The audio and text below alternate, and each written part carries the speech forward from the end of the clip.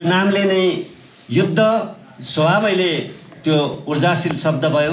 तर युद्धप्रसाद मिश्र त्यति मात्रै होइन, उहाँका विषयले, उहाँको सन्दर्भले, उहाँको रचना शिल्पले, उहाँको जागरुकताले, उहाँको विशिष्ट योगदानले नेपाली साहित्यमा अझ नेपाली राजनीतिसँग पनि जोडेर नेपाली साहित्यमा उहाँले पुर्याउनु भएको योगदानका लागि हामी सबै नेपाली जनहरू जो परिवर्तनका लागि लालायित पक्ष, परिवर्तनका लागि, सकारात्मक परिवर्तनका लागि अपेक्षा गर्ने व्यक्तिहरू, नागरिकहरू, जनताहरू सबै युद्धप्रसाद मिश्रको नाम लिँदाखेरि हामी आफूलाई गौरवान्वित ठान्छौँ। र उहाँका रचनाहरूले अझ विशिष्ट रूपमा उहाँका रचनाहरूले त्यो समयमा जतिखेर युद्धप्रसाद मिश्रले लेखन आरम्भ गर्नुभयो त्यतिखेर पनि प्रकृतिवादी सोचबाट उहाँले लेखेका कविताहरू, रचनाहरूमा पनि प्रकृतिको पनि उन्मुक्तिको चाहना उहाँका रचनाहरूमा देखिन्थ्यो। उहाँका रचनाहरूमा प्रकृतिको स्ववर्णन मात्रै, प्रकृतिको सामान्य चित्रकारिता मात्रै प्रस्तुत गर्ने होइन, उहाँले कवितामा उहाँले प्रकृतिको उन्मुक्ति पनि, प्रकृतिलाई पनि उन्मुक्ति चाहिन्छ, प्रकृति पनि उन्मुक्ति खोज्छ भन्ने कोणबाट उहाँले कविताहरू सिर्जना गर्नुभएको थियो।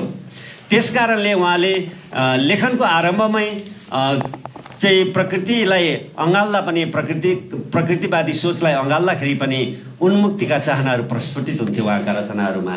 त्यस पछाडिका समयहरूमा उहाँले जब नेपालको राजनीतिबाट प्रताडित नेपाली जनताहरूको स्थितिलाई मध्यनजर गरेर आफ्नो कलमलाई नेपाली जनताको मुक्तिका लागि, नेपाली जनताको स्वतन्त्रताका लागि, नेपाल देशको अखण्डतालाई जीवित राख्ने पक्षमा नेपालीहरूको जीवन उन्नतिका लागि जुन किसिमले कलम चलाउनु भयो त्यो अविस्मरणीय, अनुकरणीय र चिरकालसम्म चिरस्थायी रहने कालजयी रचनाहरू हामीले प्राप्त गरेका छौँ। र आजसम्म पनि हामी उहाँका ती कविताहरू अध्ययन गरेर ऊर्जा प्राप्त गर्छौँ। उहाँका कविताहरू सुनेर हामी चाहिँ एक किसिमको ऊर्जा प्राप्त गर्छौँ। यस अवस्थामा युद्धप्रसाद मिश्र प्रतिष्ठानले प्रत्येक वर्ष, युद्धप्रसाद मिश्र स्मृति प्रतिष्ठानले प्रत्येक वर्ष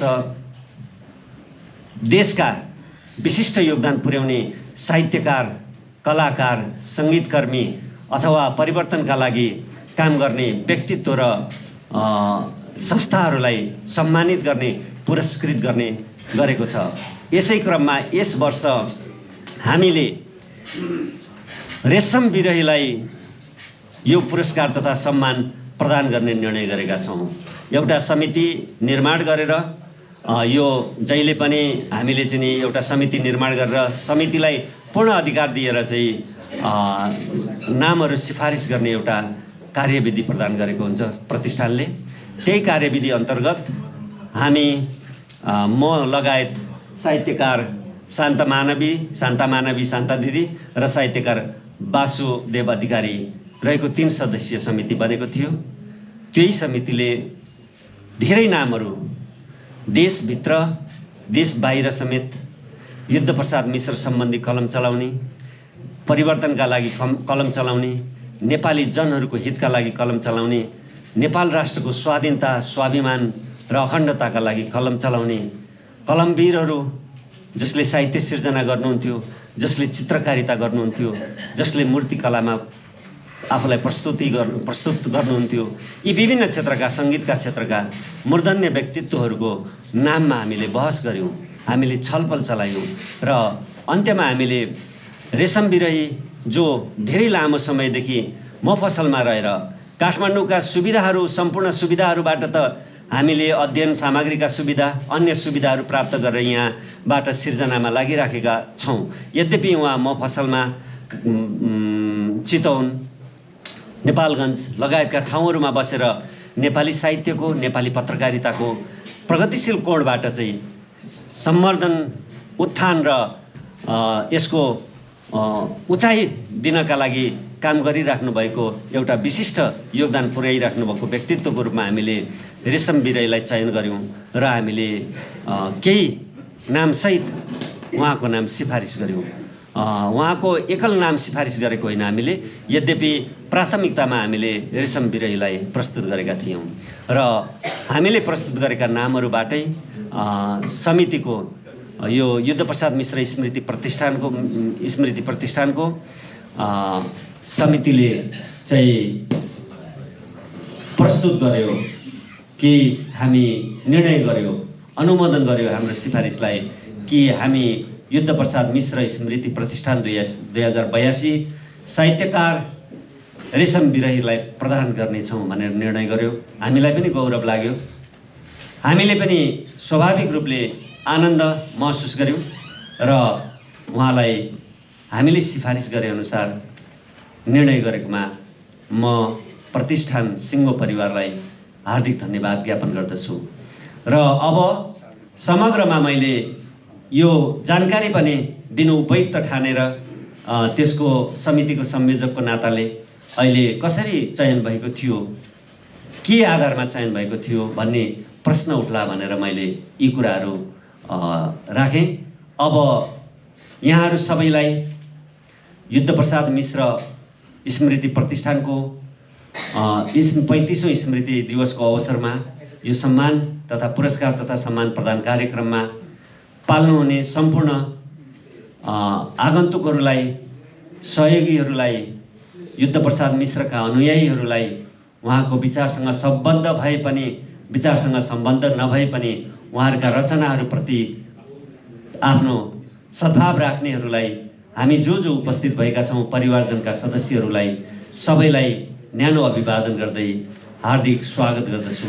स्वागतम स्वागतम स्वागतम। धेरै धेरै धन्यवाद छ नन्दु सर। अब हामी युद्ध प्रसाद मिश्रको कविता श्रवण गर्नेछौँ। यस बिचमा म केही साहित्यकारहरूको नाम लिन्छु। आदरणीय साहित्यकार शार्दुल भट्टराईज्यू आउनुभएको छ, अग्र आसनका निम्ति म हार्दिक अनुरोध गर्दछु। त्यसै गरी गोपाल कुमार मैनाली, म उहाँलाई पनि अग्र आसनका निम्ति अनुरोध गर्दछु। त्यसै गरी नीलकमल सुवेदी, म उहाँलाई पनि हार्दिक अनुरोध गर्दछु। कमल सुवेदी यस प्रतिष्ठानमा अत्यन्त सक्रिय भएर काम गर्ने जयन्ता पोखरेल, अघिल्लो कार्यकालको कोषाध्यक्ष र अभियन्ता जयन्ता पोखरेलज्यू, म आसन ग्रहणका निम्ति अनुरोध गर्दछु। त्यसै गरी साहित्यकार डाक्टर छायादत्त न्यौपानेज्यू, म हार्दिक अनुरोध गर्दछु। त्यसै गरी साहित्यकार, साहित्यिक पत्रकार नवराज रिजालज्यू, म यहाँलाई आसन ग्रहणका निम्ति हार्दिक अनुरोध गर्दछु। त्यसै गरी खगेन्द्र खोल्सागरे, साहित्यकार खगेन्द्र खोल्सागरे, उहाँलाई हार्दिक अनुरोध गर्दछु। नेत्र न्यौपाने सर क्याम्पस प्रमुख पनि हुनुहुन्छ, उहाँलाई म हार्दिक अनुरोध गर्दछु। त्यसै गरी भक्तपुरबाट युद्ध प्रसाद मिश्रको सम्मानमा समर्पण भएर आउनुभएका मदन थापा लगायत थुप्रै व्यक्तित्वहरू हुनुहुन्छ। मिश्र परिवारका परिवारजन थुप्रै व्यक्तित्वहरू हुनुहुन्छ, म उहाँहरूलाई एकमुष्ट हार्दिक अनुरोध गर्दछु। त्यसै गरी साहित्यकार कवि मिशन अधिकारी, कवि बैरागी जेठा, म यहाँहरूलाई एकमुष्ट अनुरोध गर्दछु आसन ग्रहणका निम्ति। र हामी अब एउटा कविता श्रवण गर्नेछौँ। मिश्रद्वारा लिखित कविता वाचन गरिदिनु हुन यस प्रतिष्ठानका कोषाध्यक्ष साहित्यकार डाक्टर रत्नावली शर्माज्यूलाई अनुरोध गर्दछु।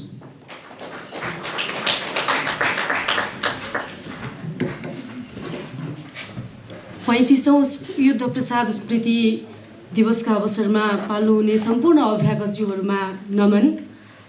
मेरो कविताको शीर्षक छ भोका र नाङ्गा उठ।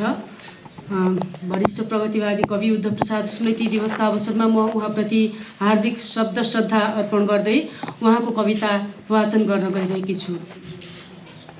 भोका र नाङ्गा उठ। एक कंकाल दरिद्रता बिच डुबेका जाग भाइ अब, ए लाखौं झुपडी भई उठ लडेका देशवासी अब। तोडी दुर्गदिनी महाप्रलयको दुर्धर्ष आँधी उछ, व्यक्तिवाद समूल नष्ट गर्ने व्याधि उपाधि उछ। खोक्रा पेट अनाज भेट नहुने भोका र नाङ्गा उछ। कोदाला उठ बन्चरा र हँसिया नम्ला र ढोकाउँछ साहुका करका पका कठिनता भोग्नेहरू छ ताकेका जिम्मेदारले युवतीका लोग्नेहरू छ बाँच्ने साधन अन्न पात लुटिए काए दिवाला उठ शोषेकाहरूले रगत र पसिना हड्डी र छाला उठ हुर्मत छोप्न परेर केवल भिरे काजीर्ण चाला उठ रित्तावर्तन जाग जाग चुहुने नाङ्ला र डाला उठ पासो मस्किन राजनैतिक गई मर्नेहरू उछ आर्थिक सङ्कटले जुनी तल तलै झर्नेहरू उछ गर्नु सागर सिस्नुबाट जीविका पर्नेहरू उठ शत्रुका हितमा शरीर पसिना गर्नेहरू उछ शत्रुका हितमा शरीर पसिना गर्नेहरू उछ। धन्यवाद।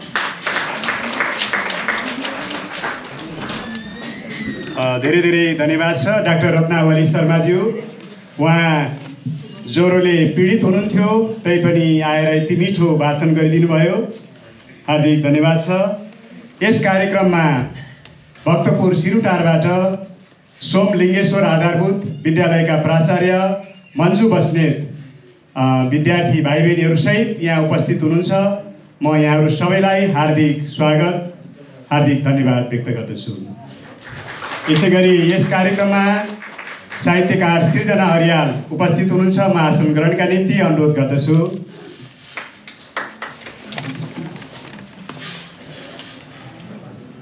त्यसै गरी दामोदर श्रेष्ठज्यू, म यहाँलाई आसन ग्रहणका निम्ति हार्दिक अनुरोध गर्दछु। र त्यसै गरी परिवारजनका सदस्य, नाति नातिनाहरू, यहाँहरू सम्पूर्णलाई म एकमुष्ट रूपमा मिश्र परिवारका स्वजनप्रति म हार्दिक आभार व्यक्त गर्दै आसन ग्रहणका निम्ति अनुरोध गर्दछु। अब हामी यो कार्यक्रमलाई अगाडि बढाउने क्रममा आज हाम्रो कार्यक्रम धेरै लामो हुने छैन। हामी युद्ध प्रसाद मिश्रको बारेमा एउटा गहन विमर्श गर्नेछौँ। उहाँ यो देशको त्यस्तो व्यक्तित्व हुनुहुन्थ्यो जसले प्रगतिवादी कविता, प्रगतिवादी चिन्तन र गणतन्त्रको उद्घोष, गणतन्त्रको शङ्खघोष गरेर यो देशको मुक्तिको निम्ति, यो देशको स्वतन्त्रताको निम्ति तपाईँ हामी आज यसरी बोलिरहेका छौँ। आज हामी यसरी खुला रूपमा आफ्नो स्वाभिमानलाई निर्धक्क बोल्न पाइरहेका छौँ। यसको पृष्ठभूमि हामीले इतिहासलाई सम्झिनुपर्छ, इतिहासलाई सम्मान गर्नुपर्छ र इतिहासबाट वर्तमान बन्छ र वर्तमानबाट भविष्य बन्छ। त्यसको एउटा ज्वलन्त उदाहरण, एउटा ऊर्जाशील इतिहासका व्यक्तित्व युद्ध प्रसाद मिश्र, उहाँको बारेमा आज एउटा गहन विचार विमर्श गर्नेछौँ र यसका निम्ति हामीले आग्रह गरेका छौँ आदरणीय व्यक्तित्व विष्णु प्रभात, उहाँलाई म आफ्नो सारगर्भित मन्तव्यका निम्ति म हार्दिक अनुरोध गर्दछु। विष्णु प्रभात सर।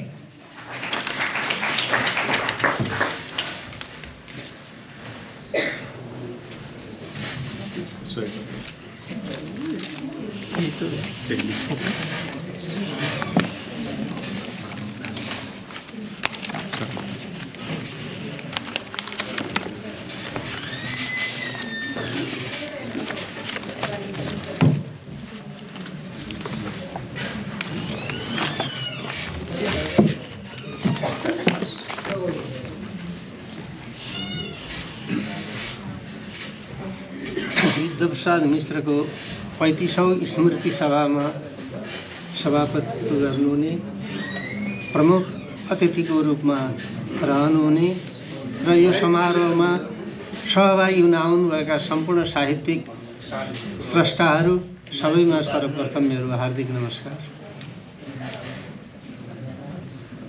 युद्धप्रसाद मिश्रसँग प्रत्यक्ष भेटघाट विचार विमर्श र आन्दोलनमा सँगसँगै लागेका हामीहरूले विभिन्न पक्षबाट मिश्रजीलाई सम्झन्छौँ। तर अहिले यहाँ म मिश्रजीलाई ती पाटाहरूबाट भन्दा मिश्रजीको सगोल व्यक्तित्वमा थोरै प्रकाश पार्न चाहन्छु। सर्वप्रथम त म समयको सीमालाई ध्यानमा राखेर मैले आफ्नो मन्तव्यलाई लिखित रूपमा प्रस्तुत गर्दछु। नेपाली प्रगतिवादी साहित्यको आरम्भलाई प्रगतिशीलतासँग जोडेर हेर्दा 2005 सालभन्दा पहिलेको वीरकालीन कविता समेत हेर्नुपर्ने हुन्छ। पृथ्वीन्द्रोदय महाकाव्यको मौलिक भावधारापछि नेपाली साहित्यले यथार्थवादलाई अँगाल्दै आएको छ।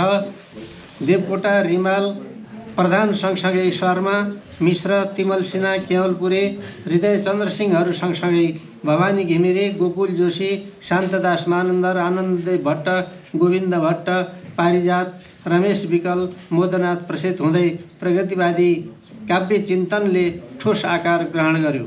आज यही चिन्तन श्रृङ्खलाले जनतासँग आबद्ध सौन्दर्य शास्त्रको आकार लिएको छ। यही यात्राका एक विशिष्ट प्रतिभावान कविवर युद्धप्रसाद मिश्र। वैचारिक परिष्कारको सघन यात्रामा कवि मिश्रले आफूलाई प्रकृति प्रेमी, स्वच्छन्दतावादी, सुधारवादी, यथार्थवादी र प्रगतिवादी निष्ठामा निरन्तर क्रियाशील राख्दै आउनुभएको देखिन्छ। कतिपय समीक्षकहरूले मिश्रको सिर्जना यात्रालाई फगत दुई फक्लेटामा बाँडेर पूर्वार्धकाल र उत्तरार्धकाल भनी विवेचना गरेको पाइन्छ। सामान्यतया प्रकृतिवादी हुनु र प्रकृति प्रेमी हुनुका बीचमा भिन्नता रहेको हुन्छ र स्वच्छन्दतावादलाई पनि निष्क्रिय र सक्रिय स्वच्छन्दतावादमा बाँडेर हेरिन्छ। त्यसैले युद्धप्रसाद एउटा खास चरणमा एउटा विशेषतायुक्त देखिनुहुन्छ र अर्को चरणमा अर्कै विशेषतायुक्त देखिनुहुन्छ। मिश्रको जन्म 1964 पुष 27 गते भक्तपुरको सोमलिङटारमा भएको हो। पिता रुद्रप्रसाद र माता गीता कुमारीको छोरा युद्धप्रसाद 1.5 वर्षको हुँदा रुद्रप्रसादको देहान्त भएको थियो। आमा र मामाहरूको संरक्षणमा उहाँ हुर्किनुभयो। रानीपोखरी पाठशालाबाट 4 पास गरेपछि बनारस गई संस्कृत साहित्यको अध्ययन गर्नुभयो र बनारसमा रहँदा नै हिन्दी र अङ्ग्रेजी पनि सिक्नुभयो। भारतबाट फर्केपछि भीम शमशेरको दरबारमा लेखनाथसँगै रहँदा मिश्रले अहिंसा प्रार्थना लेखेको भए पनि त्यो नष्ट गरियो। भीम शमशेरको कोपभाजनको शिकार भयो। पछि उहाँ बन्जाज अड्डामा सुबेदार भएर वीरगञ्ज पुग्नुभयो। राणा विरोधी गतिविधिमा संलग्न भएको हुँदा उहाँलाई पक्राउ पर्नुभयो र जेल जानुभयो। उहाँसँगै श्यामप्रसाद पनि जेलमै पर्नुभयो। जेलबाट निस्केपछि उहाँ भारततिर लाग्नुभयो। त्रिभुवनसँगको सम्पर्कबाट मिश्रको जागिर थमौती भयो र सुब्बा पदमा बढुवा भयो। केही समयपछि महसुल असुल्ने क्रममा त्यसै सामान छोडेको आरोप लगाएर उहाँलाई गृह मन्त्रालयमा हाजिर गराइयो र गाउँमा बस्न नसक्ने परिस्थिति बनाइएपछि मिश्र पुनः बनारसतिर निर्वासित हुनुभयो। बनारसमा रहँदा विद्यार्थीहरूलाई ट्युसन पढाउने काम गर्नुभयो। नेपाली काङ्ग्रेसबाट पनि उहाँको उचित सम्मान भएन। यद्यपि सुवर्ण शमशेरले उहाँलाई केही आर्थिक सहायता गरेका थिए। मिश्रको आलोचना काङ्ग्रेसलाई सह्य भएन। त्यसै क्रममा मिश्र काङ्ग्रेसबाट अलगिएर पुष्पलालको विचारबाट प्रभावित भई मोदनाथ प्रसिद्ध, बलराम उपाध्याय र गोविन्द गेवालीहरूको सत्सङ्गबाट मिश्र बिस्तारै प्रगतिशील चिन्तनधारा अँगाल्दै प्रगतिवादतर्फ अग्रसर हुनुभयो। मिश्रको वैचारिकी मनमा प्रगतिवादको छाप परेपछि द्वन्द्वात्मक भौतिकवादी साहित्य खोजी पढ्न लागे भन्दै मिश्रले आफू भौतिकवादी दर्शन, वैज्ञानिक र सजीव तथा आफ्ना भावनाको मार्गदर्शक सिद्ध हुन आएपछि त्यसैमा समर्पित हुन पुगे भनेर उहाँले भन्नुभएको छ। र यो 2041मा कविवर युद्धप्रसाद मिश्रलाई अभिनन्दन गर्दा उहाँले दिनुभएको प्रत्युत्तर मन्तव्यमा उल्लेख छ। मिश्रको प्रगतिवादी व्यक्तित्व पछिल्लो समयको वैचारिक उच्चतामा रहेको छ। उहाँको व्यक्तित्वलाई गज्याङ मज्याङ पार्न अध्यात्मवाद र प्रगतिवादको समीकरण गर्ने प्रतिभा भनेर बताउनेहरू पनि छन्। यो नेपाली साहित्यका एकजना ख्यातनामा समालोचक भनेर जानिएका व्यक्तिले यस्तो उल्लेख गर्नुभएको छ जुन कुरो सही होइन। मिश्रजीमा वैचारिक अस्पष्टता र अलमल थिएन। यद्यपि उहाँको कालखण्ड फरक फरक कालखण्डमा फरक फरक विशिष्टता त रह्यो, तर उहाँलाई यहाँ ती व्यक्तिले भने जस्तो आध्यात्मवाद र प्रगतिवादको समीकरण गर्ने प्रतिभा भन्ने कुरा गलत हो। मिश्रले सुरुमा प्रकृतिवादी स्वच्छन्दतावादी हुँदै प्रगतिवादमा आइपुगेको भए पनि प्रगतिवादमा जब निष्ठा राखेर 2028 पछिको युद्धप्रसाद मिश्रको व्यक्तित्व पूर्णतः चाहिँ प्रगतिवादी चिन्तनमा आबद्ध छ, भौतिकवादी चिन्तनमा आबद्ध छ, द्वन्द्वात्मक भौतिकवादी दर्शनलाई आत्मसात गरेको देखिन्छ। जसरी देवकोटालाई आखिर श्रीकृष्ण रहेछ एका भन्ने कविता उचालेर देवकोटाको वैचारिकतालाई गज्याङ मज्याङ पार्ने प्रयत्न गरिएको छ, त्यस्तै गरी मिश्रलाई पनि गर्न खोजिएको छ। जबकि मिश्र त्यस प्रयासको त्यस चिन्तनको विपक्षमा हुनुहुन्थ्यो र उहाँले प्रष्टसँग भन्नुभएको छ ईश्वर आदिम मानवको अज्ञानको उपज हो र धर्म शोषक वर्ग स्वार्थको हतियार। यो मिश्रजीले प्रष्टसँग उल्लेख गर्नुभएको छ, भन्नुभएको छ। त्यसका डकुमेन्टहरू, रेकर्डहरू र मुद्रित रचना पनि मन्तव्य पनि पाइन्छ। मिश्रले हाम्रो साहित्यको काम नयाँ युगको निर्माताहरूको भावनालाई बाणी प्रदान गर्नु भन्दै समता, भातृत्व, प्रगति र शान्तिका चहकिला पाइला चाल्नुपर्ने धारणा राख्नुहुन्थ्यो। त्यसैले मिश्रलाई नयाँ युगको स्वप्नद्रष्टा कवि भनिएको पाइन्छ। गोविन्द भट्टका दृष्टिमा युद्धप्रसाद मिश्र नेपाली साहित्यका एक महान विभूति हुन्। वास्तवमा मिश्रको सत्यम शिवम सुन्दरम सामाजिक सङ्घर्षसँग जोडिएको छ र त्यो सामाजिक सङ्घर्षमा सामाजिक यथार्थमा नै आधारित छ। यो उहाँको विशेषता हो। नेपालीको पृथ्वी तलमा राख्न अस्तित्व आज जागा बन्दै अघि बढोस् नित्य हाम्रो समाज। उहाँको आकाङ्क्षा यस प्रकारको थियो। युद्धप्रसाद मिश्रको रचनाशीलता बहुआयामिक छ। प्रारम्भमा चरा कविता सङ्ग्रहको आधारमा उहाँको कवित्व चर्चा हुँदै आएको देखिन्छ। कतिपय समीक्षकले मिश्रको कविता चर्चामा चरा कविता सङ्ग्रहको स्वच्छन्दतावादलाई महत्त्वपूर्ण विशेषता मान्दछन्। छन्द परम्परामा कविको साधना सघन छ। आजका कतिपय स्रष्टामा मिश्रको त्यो कौशल प्रवाहित छ। यद्यपि केही समीक्षकहरूले भने मिश्रको काव्यात्मकता परिष्कृत बन्न नसकेको भनेर टिप्पणी गरेको भेटिन्छ। मुक्ति रामायण, मुक्त सुधामा, बाढी, युद्धप्रसादका कविताहरू र युद्धप्रसादका मिश्रका काव्य रचनाहरू, युद्धप्रसादका प्रतिनिधि रचनाहरू जस्ता कृतिहरूलाई समग्रतामा हेरियो भने ती भ्रमहरूलाई हामीले सहजै पन्छाउन सक्छौँ। मिश्रका कविताहरू पाण्डित्यपूर्ण र रसिलो शैलीमा रहेको छ। वास्तवमा पहिलो कविता विद्यार्थी शिक्षादेखि पछिल्लो रचना काव्य रचनाहरूसम्म दृष्टि दिँदा प्रकृति प्रेमदेखि प्रगतिवादसम्मको विकास छर्लङ्ग देखिन्छ। मिश्रबाट प्रभावित हुनेहरूमा पारिजात पनि थिइन्। उनले मिश्रलाई प्रगतिशील एवं जनपक्षीय कवि भनेकी छन्। ताना शर्माले सिद्धिचरण श्रेष्ठको तुलनामा उच्च स्तरीय प्रतिभा बताएका छन् र ईश्वर बरालले रोमान्सेली कवि भनेका छन्। मिश्र किसान आन्दोलनमा पनि सहभागी भएको देखिन्छ। वास्तवमा युद्धप्रसाद मिश्र श्रमजीवी जनताको सपनाका उपासक हुनुहुन्थ्यो। उहाँको रचनागत मान्यता प्रष्ट थियो। जनआकाङ्क्षाको स्पन्दन नभएका कविता होइनन्, ती त शब्दका थुप्रा मात्र हुन्। युद्धप्रसाद मिश्रको बहुआयामिक व्यक्तित्वभित्र बाल साहित्य स्रष्टा, विद्रोहशील चेतनाका कवि, किसान आन्दोलनका पक्षधर, निरङ्कुशताका प्रखर विरोधी, प्रजातन्त्रवादी सँगसँगै समाजवादी चेतनाका संवाहक देखा पर्दछन्। समाजलाई उन्नतितर्फ लैजाने नवीन चेतनाका मिश्रमा मानववादी स्वर पनि रहेको छ। त्यसो त समाजवादका पक्षपोषक सबै स्रष्टाहरू मानवतावादी मानिन्छन्, परन्तु मानववाद र मानवतावादमा सामान्य भेद देख्ने र नदेख्ने दुवै प्रकारको दृष्टि चेतना हाम्रो समाजमा रहेका छन्।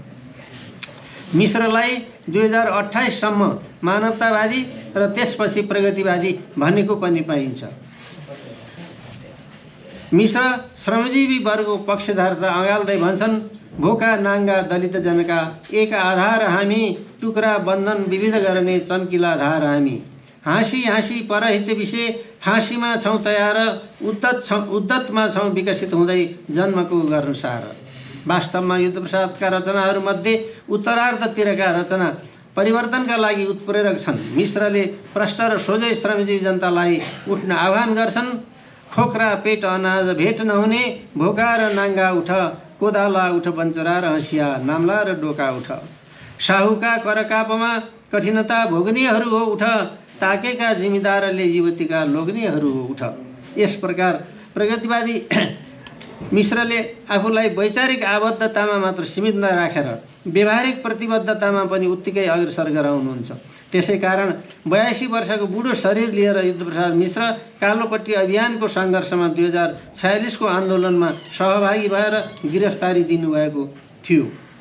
यसले प्रश्न देखाउँछ कि मिश्रको निष्ठा लोकतन्त्रमा थियो, प्रगतिवादमा थियो। मिश्रले अँगालेको दर्शन। साहित्य, सङ्गीत र कलाको फाँटमा दर्शनको चर्चा खोतल्ने, विश्लेषण गर्ने काम प्राय कमै मात्रामा हुँदै आएको हुँदा साहित्य र दर्शनलाई स्वतन्त्र अस्तित्वमा हेर्ने काम पनि कम मात्रामा नै भएको देखिन्छ। यद्यपि साहित्यको दर्शन र दर्शनको साहित्य विषयगत ढङ्गले नै स्वतन्त्र शास्त्र हुन् र यी पृथक पृथक छन्। अगाडि मैले मिश्रको वैचारिकी उल्लेख गर्दा उहाँलाई भौतिकवादी मत अङ्गीकार गरेको सन्दर्भ आएको छ। यहाँनिर हामी के प्रश्न हुनुपर्छ भने द्वन्द्वात्मक भौतिकवाद दर्शनको विकास यात्रामा पछिल्लो प्राप्ति हो। यसको विपरीत धारालाई हामी आध्यात्मिक प्रत्ययवाद भन्दछौँ। यिनै दुई दार्शनिक धारामा विश्व जनमत बाँडिएको छ। प्रगतिवाद भनेको साहित्यमा प्रयुक्त द्वन्द्वात्मक भौतिकवादी दर्शन हो र यसको राजनीतिक दृष्टिकोण वैज्ञानिक समाजवाद हो। समाजवादका नाममा अनेकौं फुँदा गाँसेर विद्रूपीकरण गर्ने प्रयास विश्व स्तरमा भइआएको छ। हाम्रो देशमा पनि त्यो क्रम जारी छ। युद्धप्रसाद मिश्र भने सनातनी परम्पराबाट मुक्त हुँदै आध्यात्मिक प्रत्ययवादका कर्मकाण्डी संस्कार, ईश्वरवाद, भाग्यवाद, पूर्व पुनर्जन्मवाद, भूतप्रेत आदि प्रति निर्मम रहे। यस सन्दर्भमा युद्धप्रसाद मिश्रलाई हामी नास्तिक भन्न सकौँला, तर मिश्रको नास्तिकता आस्तिकताको उल्टो भावधारा मात्र नभएर अनिश्वरवादी विश्वासमा हिँडेका हृदयचन्द्र सिंह प्रधान, गोकुल जोशी, श्यामप्रसाद, मोदनाथ प्रसिद्ध, गोविन्द भट्ट, निनु चापागाईहरूका गुरु देखा पर्नुहुन्छ। त्यसो त धार्मिक पाखण्डको आलोचना मिश्रको दृष्टिबोधन निकै पहिलेदेखि नै प्रकट हुँदै आएको यथार्थ हो। अहिंसा प्रार्थनामा बिजाङ्कुर भएको शान्तिभाव क्रान्तिको बिगुल फुक्दा पनि निरन्तर अघि बढ्यो। त्यसैले मिश्र सामाजिक शान्तिको पक्षपोषक हुनुहुन्थ्यो। समकालिक तुल्यता। आफ्नो समयका प्रतिभाहरूसँग दाँजेर समता र विषमता निहाल्ने क्रममा मिश्रलाई प्राय पूर्वार्धकालको रचनामा आधार लिएको पाइन्छ। स्वच्छन्दतावादको सन्दर्भमा अगाडि कवि मिश्रलाई सिद्धिचरण श्रेष्ठसँग दाँज्ने काम समालोचक ताना शर्माले गर्नुभएको छ। उहाँले प्रष्ट शब्दमा भन्नुभएको छ, मिश्रका कविता झैँ सरल, लयात्मक र गूढ कविता सिद्धिचरणका छैनन्। मिश्रको भाषा परिमार्जित र स्वाभाविक छ। कविताहरू अनुप्रासमय छन्, प्रकृति चित्रणमा अगुवा देखा पर्दछन्। चरखण्डीको खोज होस् या जलन, बाढीमा सङ्कलित कविताहरू हुन् या काव्य रचनाहरूमा रहेका रचना भनौँ, सबैमा मिश्रको मौलिकता शिल्प चातुर्यका दृष्टिमा पनि सबल देखा पर्दछन्।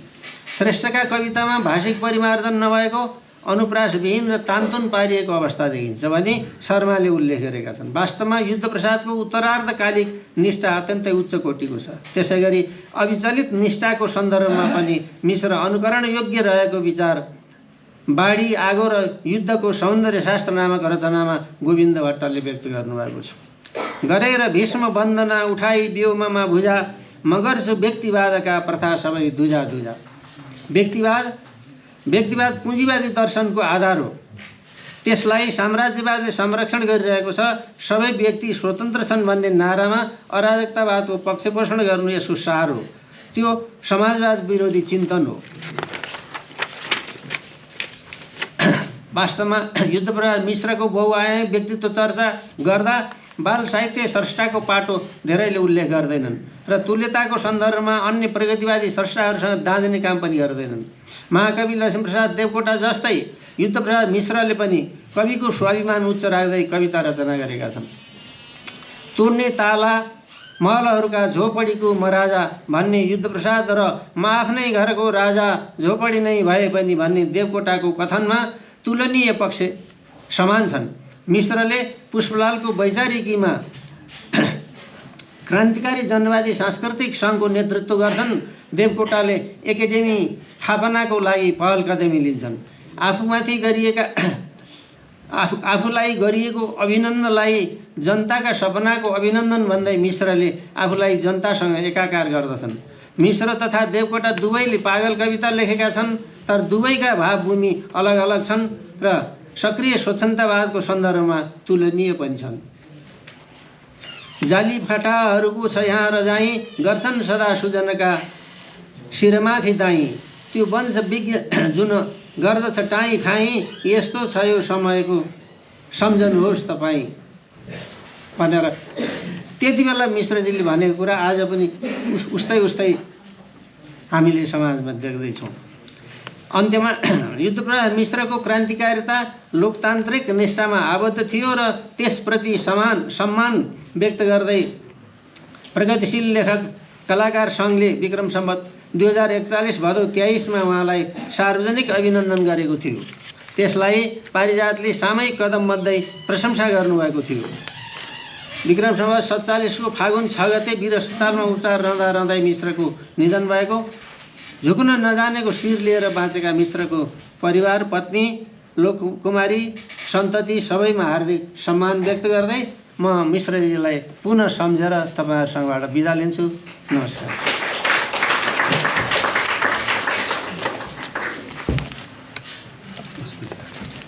धेरै धेरै आभार व्यक्त गर्दछु आदरणीय व्यक्तित्व विष्णु प्रभातज्यू।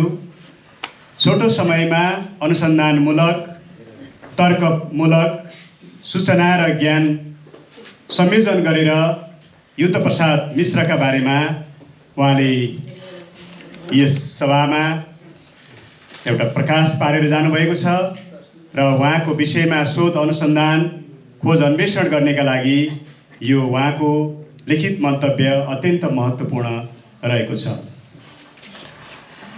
अब हामी एउटा कविता सुन्नेछौँ युद्धप्रसाद मिश्रबारे। म यस बिचमा केही साहित्यकार व्यक्तित्व मैले सुरुमा उपस्थित भएर पनि पछि नाम लिनलाई साँचिराखेको नाम कवि, साहित्यकार, अत्यन्त लोकप्रिय कवि राधा कार्की दुलाल, म उहाँलाई आसन ग्रहणका निम्ति हार्दिक अनुरोध गर्दछु। मैले सम्झी केही नामहरू राखिरहेको छु। पछाडि बसिरहनु भएको छ साहित्यकार शेखर अर्याल, म उहाँलाई आसन ग्रहणका निम्ति हार्दिक अनुरोध गर्दछु। आख्यानकार, बाल साहित्यकार। त्यसै गरी गायक लीला श्रेष्ठ, म उहाँलाई आसन ग्रहणका निम्ति हार्दिक अनुरोध गर्दछु। त्यसै गरी यस कार्यक्रममा उपस्थित रहनुभएका प्रगतिवादी कवि समालोचक उपप्राध्यापक डाक्टर गोविन्द प्रसाद आचार्यज्यूलाई आसन ग्रहणका निम्ति हार्दिक अनुरोध गर्दछु। र भर्खरै उपस्थित रहनुभएका साहित्यकार नमुना शर्माज्यू, म यहाँलाई हार्दिक स्वागत र आसन ग्रहणका निम्ति अनुरोध गर्दछु। यसपछि म कविता भाषणका निम्ति यस प्रतिष्ठानका सदस्य र युद्धप्रसाद मिश्रका नाति अनिल प्रकाश मिश्रज्यूलाई मञ्चमा आमन्त्रण गर्दछु कविता भाषण गर्न।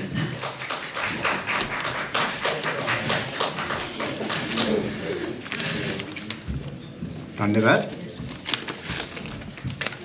उपस्थित सम्पूर्ण साहित्यकार, कलाप्रेमी, आज पुरस्कार प्राप्त गर्नुहुने सबैजनालाई एकमुष्ट हार्दिक अभिवादन व्यक्त गर्न चाहन्छु। आज यहाँहरूकै मन मस्तिष्कमा रहन सफल साथै प्रथम गणतन्त्रवादी कवि साथै मेरा हजुरबुवा युद्धप्रसाद मिश्रको 35औं स्मृति दिवसमा उहाँलाई सम्झेर एउटा सानो कविता मैले कोरेको छु। हुन त मैले यो कविता 81 साल पुस 18 गते नै तयार पारेको थिएँ। आज भन्ने मौका मिल्यो। स्वास्थ्यले गर्दा अलिकति समस्या भएको छ, स्वर अलिकति नमिठो सुनिन सक्छ। आशा छ पहिले जस्तै यहाँहरूले साथ दिनुहुनेछ। र मेरो कविताको शीर्षक छ युद्धप्रसाद। युद्धप्रसाद तिमी युद्धप्रसाद, युद्ध प्रसाद तिमी युद्ध प्रसाद हाम्रो गौरव हौ तिमी युद्ध प्रसाद हाम्रो धरोहर हौ तिमी युद्ध प्रसाद राणाकालको साम्राज्यलाई पिठ्यु फर्काउने जमिनदार र हुकुम शासन अन्त्य गराउने राणाकालको साम्राज्यलाई पिठ्यु फर्काउने जमिनदार र हुकुम शासन अन्त्य गराउने तिमी युद्ध प्रसाद तिमी युद्ध प्रसाद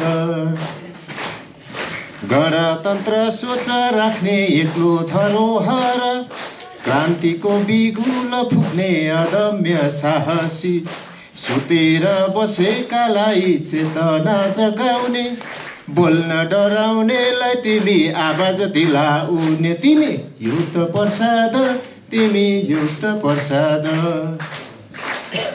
साहित्य र सिर्जनामा कहिल्यै नअघाउने ठुटा पानामा तिम्रा रचना भरिन्थे तातो भाँडो समाउनलाई त्यही प्रयोग गरिन्थे छरपष्ट लेखिएका कागजका टुक्राहरू यत्र तत्र जताततै फालिएका हुन्थे छरपष्ट लेखिएका कागजका टुक्राहरू यत्र तत्र जताततै फालिएका हुन्थे अलि झझल्को आउँछ हजुरबा टुकु टुकु लट्ठी टेकी अघि बढ्नुहुन्थ्यो यताउति जानु पर्दा बालै साथ लानुहुन्थ्यो यताउति जानु पर्दा बालै साथ लानुहुन्थ्यो तिमी युद्ध प्रसाद तिमी युद्ध प्रसाद युद्ध प्रसाद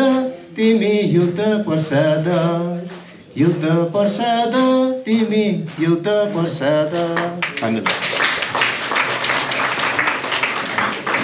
धेरै धेरै धन्यवाद अनिल प्रकाश मिश्रज्यू।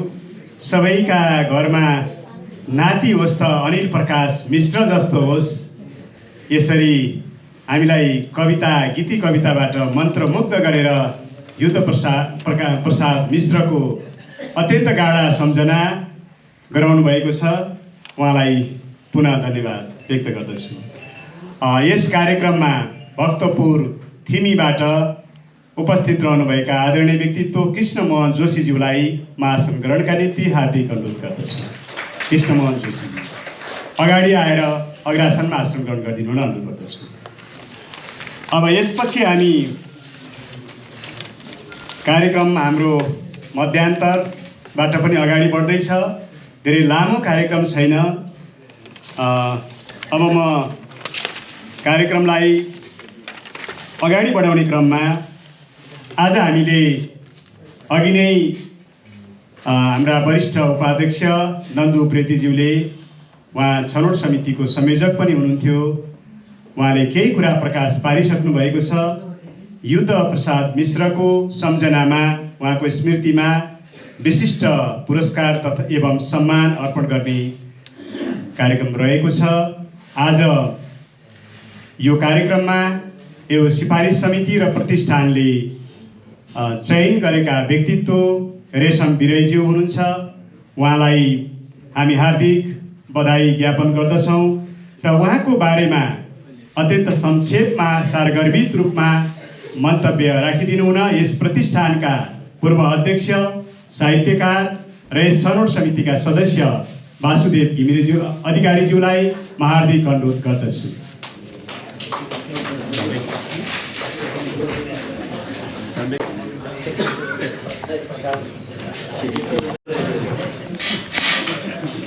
गरिमामय कार्यक्रमका अध्यक्षज्यू,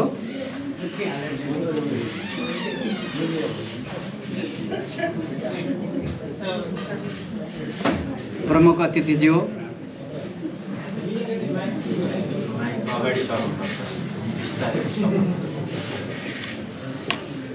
आजका पुरस्कृत व्यक्तित्व रेशम बिरैज्यू, मञ्चमा आसीन हुनुभएका सम्पूर्ण विशिष्ट व्यक्तित्वहरू, यस सभामा उपस्थित सम्पूर्ण मान्यजनहरू, म सर्वप्रथम हामी सबैको श्रद्धाको पात्र हाम्रा उत्प्रेरक प्रगतिवादी लेखनका शिखर पुरुष युद्धप्रसाद मिश्रप्रति हार्दिक श्रद्धा सुमन व्यक्त गर्दछु र आज पुरस्कृत रेशम बिरहीज्यूप्रति हार्दिक बधाई ज्ञापन गर्दछु। केही कुरा नन्दुजीले भनिसक्नु भएको छ रेशम बिरहीको व्यक्तित्वको बारेमा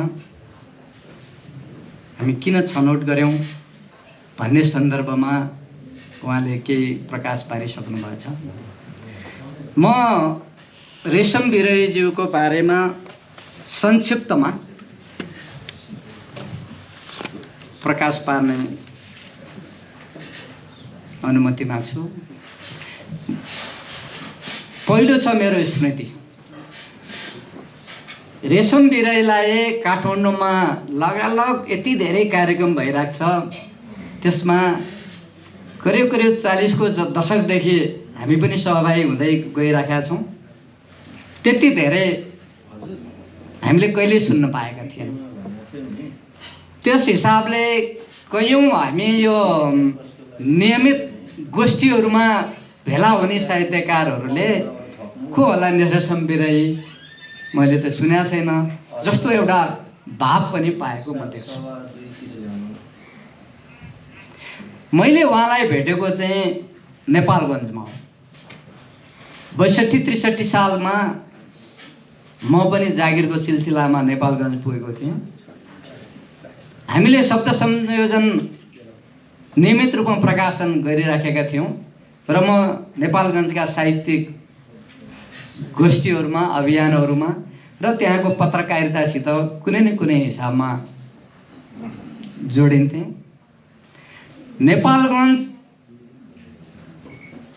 द्वन्द्वकालीन समयको एउटा हेडक्वार्टर जस्तो थियो र त्यसमा चेतनाका कुराहरू सङ्घर्षका कुराहरू एकदम भगभक्ति उम्लेर पाकिरहेको जस्तो हुन्थ्यो र संयोग पनि त्यस्तो थियो। 62-63 को जनआन्दोलनको उत्कर्षमा हामी त्यहीँ थियौँ। त्यो बेलामा उहाँलाई मैले पत्रकारको रूपमा चिनेको हुँ। त्रिभुवन चोकतिर हाम्रो भेट हुन्थ्यो। चिसो तातोमा हामी कहिलेकाहीँ सामेल पनि हुन्थ्यौँ र उहाँ चाहिँ सबै अग्रगामी चेतना भएका पत्रकारहरूको पनि उहाँ अगुवा हुनुहुँदो रहेछ। त्यहाँका झलकजीदेखि धेरै मतलब चाहिँ राम्रा पत्रकारहरूले उहाँलाई गुरु मान्दा रहेछन् र उहाँ चाहिँ नियमित एउटा दैनिकको सम्पादक हुनुहुन्थ्यो। मैले त्यसमा केही लेखहरू लेख्ने मौका मिलेको थियो र उहाँले मलाई त्यो बेलामा मङ्गली गुप्ताको पान भन्ने कविता सङ्ग्रह दिनुभएको थियो। मैले पहिलो पटक पढ्दाखेरि आधा बुझिनँ त्यो, किन हामी अलिक सजिलो कविता लेख्दै हिँडिराखेका थियौँ। उहाँको काव्यात्मकता हामीले लेख्ने भन्दा पृथक थियो। अलिक पर बस्दाखेरिको एउटा फाइदा पनि हो। त्यहाँ बस्दाखेरि त्यहाँ उर्दू साहित्यको पनि प्रभाव छ, भोजपुरी साहित्यको पनि प्रभाव छ होइन, अरूतिरको पनि प्रभाव छ। उहाँ पत्रकारिता पनि सक्रिय हुनुहुन्छ र यो चाहिँ अलि अग्रगामी चेतना कर्मीहरूसित उहाँहरूको चाहिँ एकदम बाक्लो उठबस थियो रहेछ। त्यो बेला साथीहरूले चाहिँ उहाँ त हाम्रो गुरु हो, उहाँ हाम्रो अगुवा हो, उहाँसित सङ्गत गर्नुपर्छ भनेर झलकजीले मलाई उहाँसित सम्पर्क गर्नुभएको थियो। मैले दोहोऱ्याएर जब मङ्गली गुप्ताको पान पढिसक्दाखेरि उहाँको काव्यात्मक ओज, काव्यात्मक चेत, उहाँको अन्डरलाइङ त्यो एउटा मर्महरू, कविता खालि लेख्ने मात्रै होइन, गाउने मात्रै होइन, त्यहाँ मर्महरूको उपस्थिति हुनुपर्छ। उहाँको त्यो कविता सङ्ग्रहमा होइन हरफमै पङ्क्तिमै त्यो मानवीय मूल्यका घाउहरू त्यहाँ मैले देखेँ। उहाँ चाहिँ ठुलो साहित्यकार हुनुहुने रहेछ भनेर मलाई लाग्यो। त्यसपछि हाम्रो सीमित हो भेटघाट पनि भयो, सहकार्य पनि भयो र हाम्रो त्यो जनआन्दोलनको उत्कर्षमा हाम्रो सहकार्य हुनु पाएको थियो र मैले उहाँलाई चाहिँ एउटा अग्रगामी व्यक्तित्वको रूपमा त्यहाँ बुझेको थिएँ। त्योभन्दा धेरै उहाँको स्वभावले गर्दाखेरि पनि मेरो स्वभावले गर्दाखेरि पनि हामी धेरै झ्याम्मिएनौँ। जब काठमाडौँ आइसकेपछि श्यामलजीले एउटा गुरु पूर्णिमाको सन्दर्भमा केही कुरा कान्तिपुरतिर कतै लेख्नुभयो। लेख्दाखेरि उहाँको नाम अत्यन्तै आदर गरेर, होइन, गुरुतुल्य हुन त अहिले यसो कुराकानी गर्दाखेरि अलिअलि सिनियर जुनियर हो, धेरै उमेरको फरकको गुरु त होइन, तर श्यामलजीलाई लेख्नको निम्ति प्रेरित गर्ने एउटा व्यक्तित्वको रूपमा उहाँले त्यो बेलामा उल्लेख गर्नुभयो। मलाई लाग्यो ल राम्रो संयोग भएछ कि श्यामलले नि सिक्ने गुरुसित मैले सङ्गत गर्न पाएँ भन्ने मलाई लागेर म अत्यन्तै प्रफुल्लित पनि भएँ। पछि खबर आयो उहाँलाई क्यान्सर भयो भने। क्यान्सरसित उहाँले लडाइँ गर्नुभयो। उहाँले मात्रै होइन, अस्पतालले पनि उहाँलाई सघायो, औषधिले पनि सघायो। उहाँ हामीसित अहिले सकुशल हुनुहुन्छ। उहाँको दोस्रो चरणको क्यान्सरको उपचार गर्ने बेलामा नारायण ढकालले फोन गर्नुभयो, ल नसघाउनु पऱ्यो रेशम बिरालाई, के गर्ने भन्दाखेरि हामी अभियानको हिसाबमा होइन, व्यक्तिगत खाता नम्बर भयो भने हामी केही सहयोग गर्न सक्छौँ भनेर अलिकति हामीले त्यसमा पत्रम पुष्पम सहयोग गर्न पायौँ र एउटा अक्षरकर्मीलाई अलिकति भए पनि सद्भाव प्रकट गर्न पाइयो जस्तो मलाई लाग्छ। त्यसपछि नेपाल एकाडेमीतिर आउने पनि उहाँको मनसा थियो होला, क्षमता थियो होला, त सबै अट्दैन पनि। अब नियुक्ति गर्नेले उहाँलाई सम्झिन भ्याएन। उहाँ चाहिँ प्रायः जस्तो काठमाडौँ आउँदाखेरि न्यु रोडतिर चाहिँ अब साहित्यकारहरू जमघट हुने ठाउँमा भेटिन थाल्नुभयो। घरिघरि त्यहीँबाट किताब विमोचन हुने, त्यहीँ छलफल गर्ने, त्यहीँ चियापानमा मतलब चाहिँ साहित्य विमर्शहरू गर्ने सन्दर्भमा उहाँ चाहिँ एउटा जनपक्षीय एकाडेमीको मतलब चाहिँ एउटा सम्भाग जस्तो रूपमा उहाँले आफूलाई देखिनु भयो। यो एउटा उहाँ सम्बन्धी मेरो स्मृति छ। दोस्रो छ उहाँको सरसर्ती परिचय। उहाँ चाहिँ अहिले 73 वर्षमा हुनुहुन्छ। 9 सालमा गोर्खामा जन्मनु भएको हो। हामी धादिङ गोर्खा यो केही क्षेत्रको चाहिँ बसाइसराई चाहिँ चितवनतिर हुन्छ, उहाँ पनि चितवन बसाइसराई जानुभयो। उहाँको परिवार बुवा खास गरेर अलि व्यावसायिक खालको व्यक्तित्व हुनुहुन्छ होला जस्तो मलाई लाग्छ। त्यसपछि उहाँहरू बर्दियाको जग्गा लिने भन्दै फेरि नेपालगञ्जतिर उहाँ चाहिँ नेपालगञ्जमा 52 सालतिर आउनुभयो। पेसाको रूपमा उहाँले त्यतैतिर धेरै आफूलाई पुर्याउनु पनि भयो। त्यसपछि 66-67 सालमा उहाँ चितवन फर्किनु भयो। उहाँलाई हरि अधिकारीले तपाईँ यायावर जस्तो हुनुहुने रहेछ भनेर एउटा संवादमा कुरा गरिराख्नु भएको थियो। उहाँले होइन, मान्छे जहाँ जन्मिया चाहिँ त्यहीँ मर्नुपर्छ भने कहाँ छ, हुन्छ यस्तो भनेर एकदम स्पष्ट जवाब दिनुभयो। उहाँको यो वैचारिकता मलाई खुब मनपर्छ। अब उहाँको अरू हेर्दाखेरि कस्तो देखिने भन्नुहुन्छ, उहाँले नियमित तलब हामीले जस्तो पाउने जागिर अत्यन्तै कम खानुभयो। 16 र 18 र 1.5 वर्ष र 6 महिना गरेर करिब 2 वर्ष जति मात्रै उहाँको अहिलेसम्मको नियमित तलब पाउने जागिर खानुभएको छ।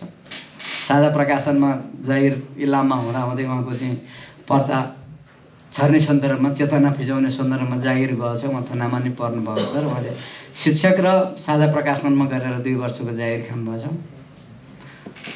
उहाँलाई रेशम बिराई बनाउनको निम्ति एउटा फ्युलिङ गर्ने चिज भनेको राजनीतिक चेतना हो। उहाँले सानो उमेरदेखि नै वामपन्थी राजनीतिसित उहाँ नजिकमा आउनुभयो, होइन, विद्यार्थी सङ्गठनतिर आबद्ध हुनुभयो, पार्टी सङ्गठनतिर जानुभयो। उहाँले चाहिँ होइन रूपलाल विश्वकर्मा मार्फत पार्टी सदस्यता पनि लिनुभयो, पुष्पलालसितको सङ्गत पनि गर्नुभयो। यतातिर केही अधिवेशनहरूमा चाहिँ अब चाहिँ भारतमा गएर पनि सहभागी हुनुभयो।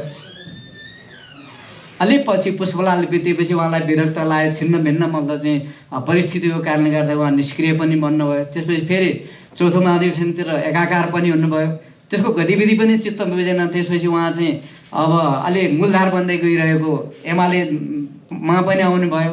आइसकेपछि फेरि एक बेला फेरि केही महिनाको लागि उहाँ बसाइ पनि सर्नुभयो, माओवादीतिर जानुभयो।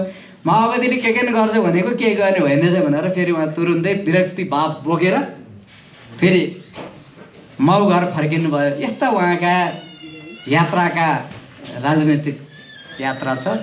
त्यो यात्राले चाहिँ उहाँलाई खालि पदतिर लगेन कि विचार सम्वहन गर्ने दिशातिर लगेर वास्तवमा समाज रूपान्तरण, अग्रगामिता, जनतासित जोडिने कुराहरू, यो चिजतिर चाहिँ उहाँको चासो बढ्दै गयो र अब आफूले पनि सक्दो योगदान गर्नुभयो।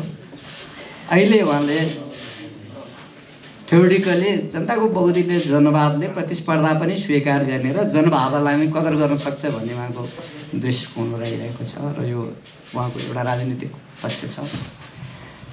उहाँले साहित्यिक पनि गैर साहित्यिक पनि पत्रकारिताको पनि काम गर्नुभयो। उहाँको व्यक्तित्वको बारेमा हामी पछि कुराकानी गर्छौँ।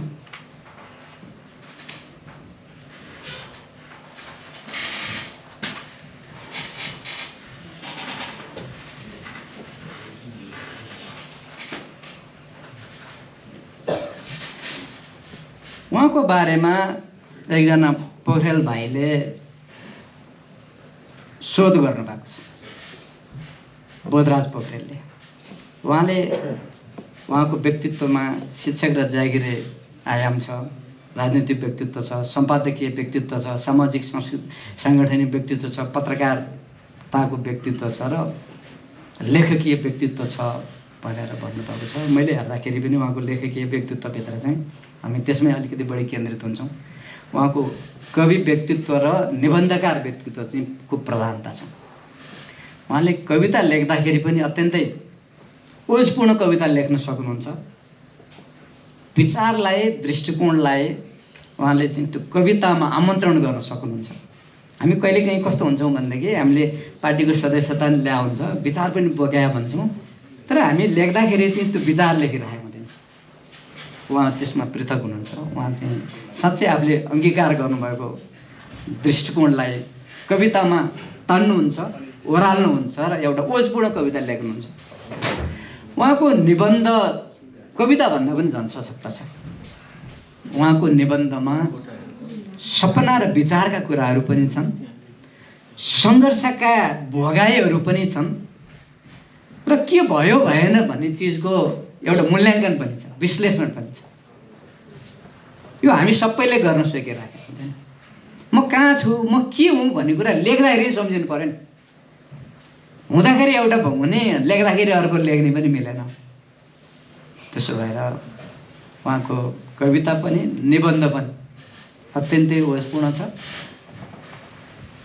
त्यसो भएर हामी अरू प्रगतिवादमा सित नजिक भएर लेखिराख्नेहरूलाई, उडाउनेहरूले पनि उहाँलाई चाहिँ उडाउनु सक्दैन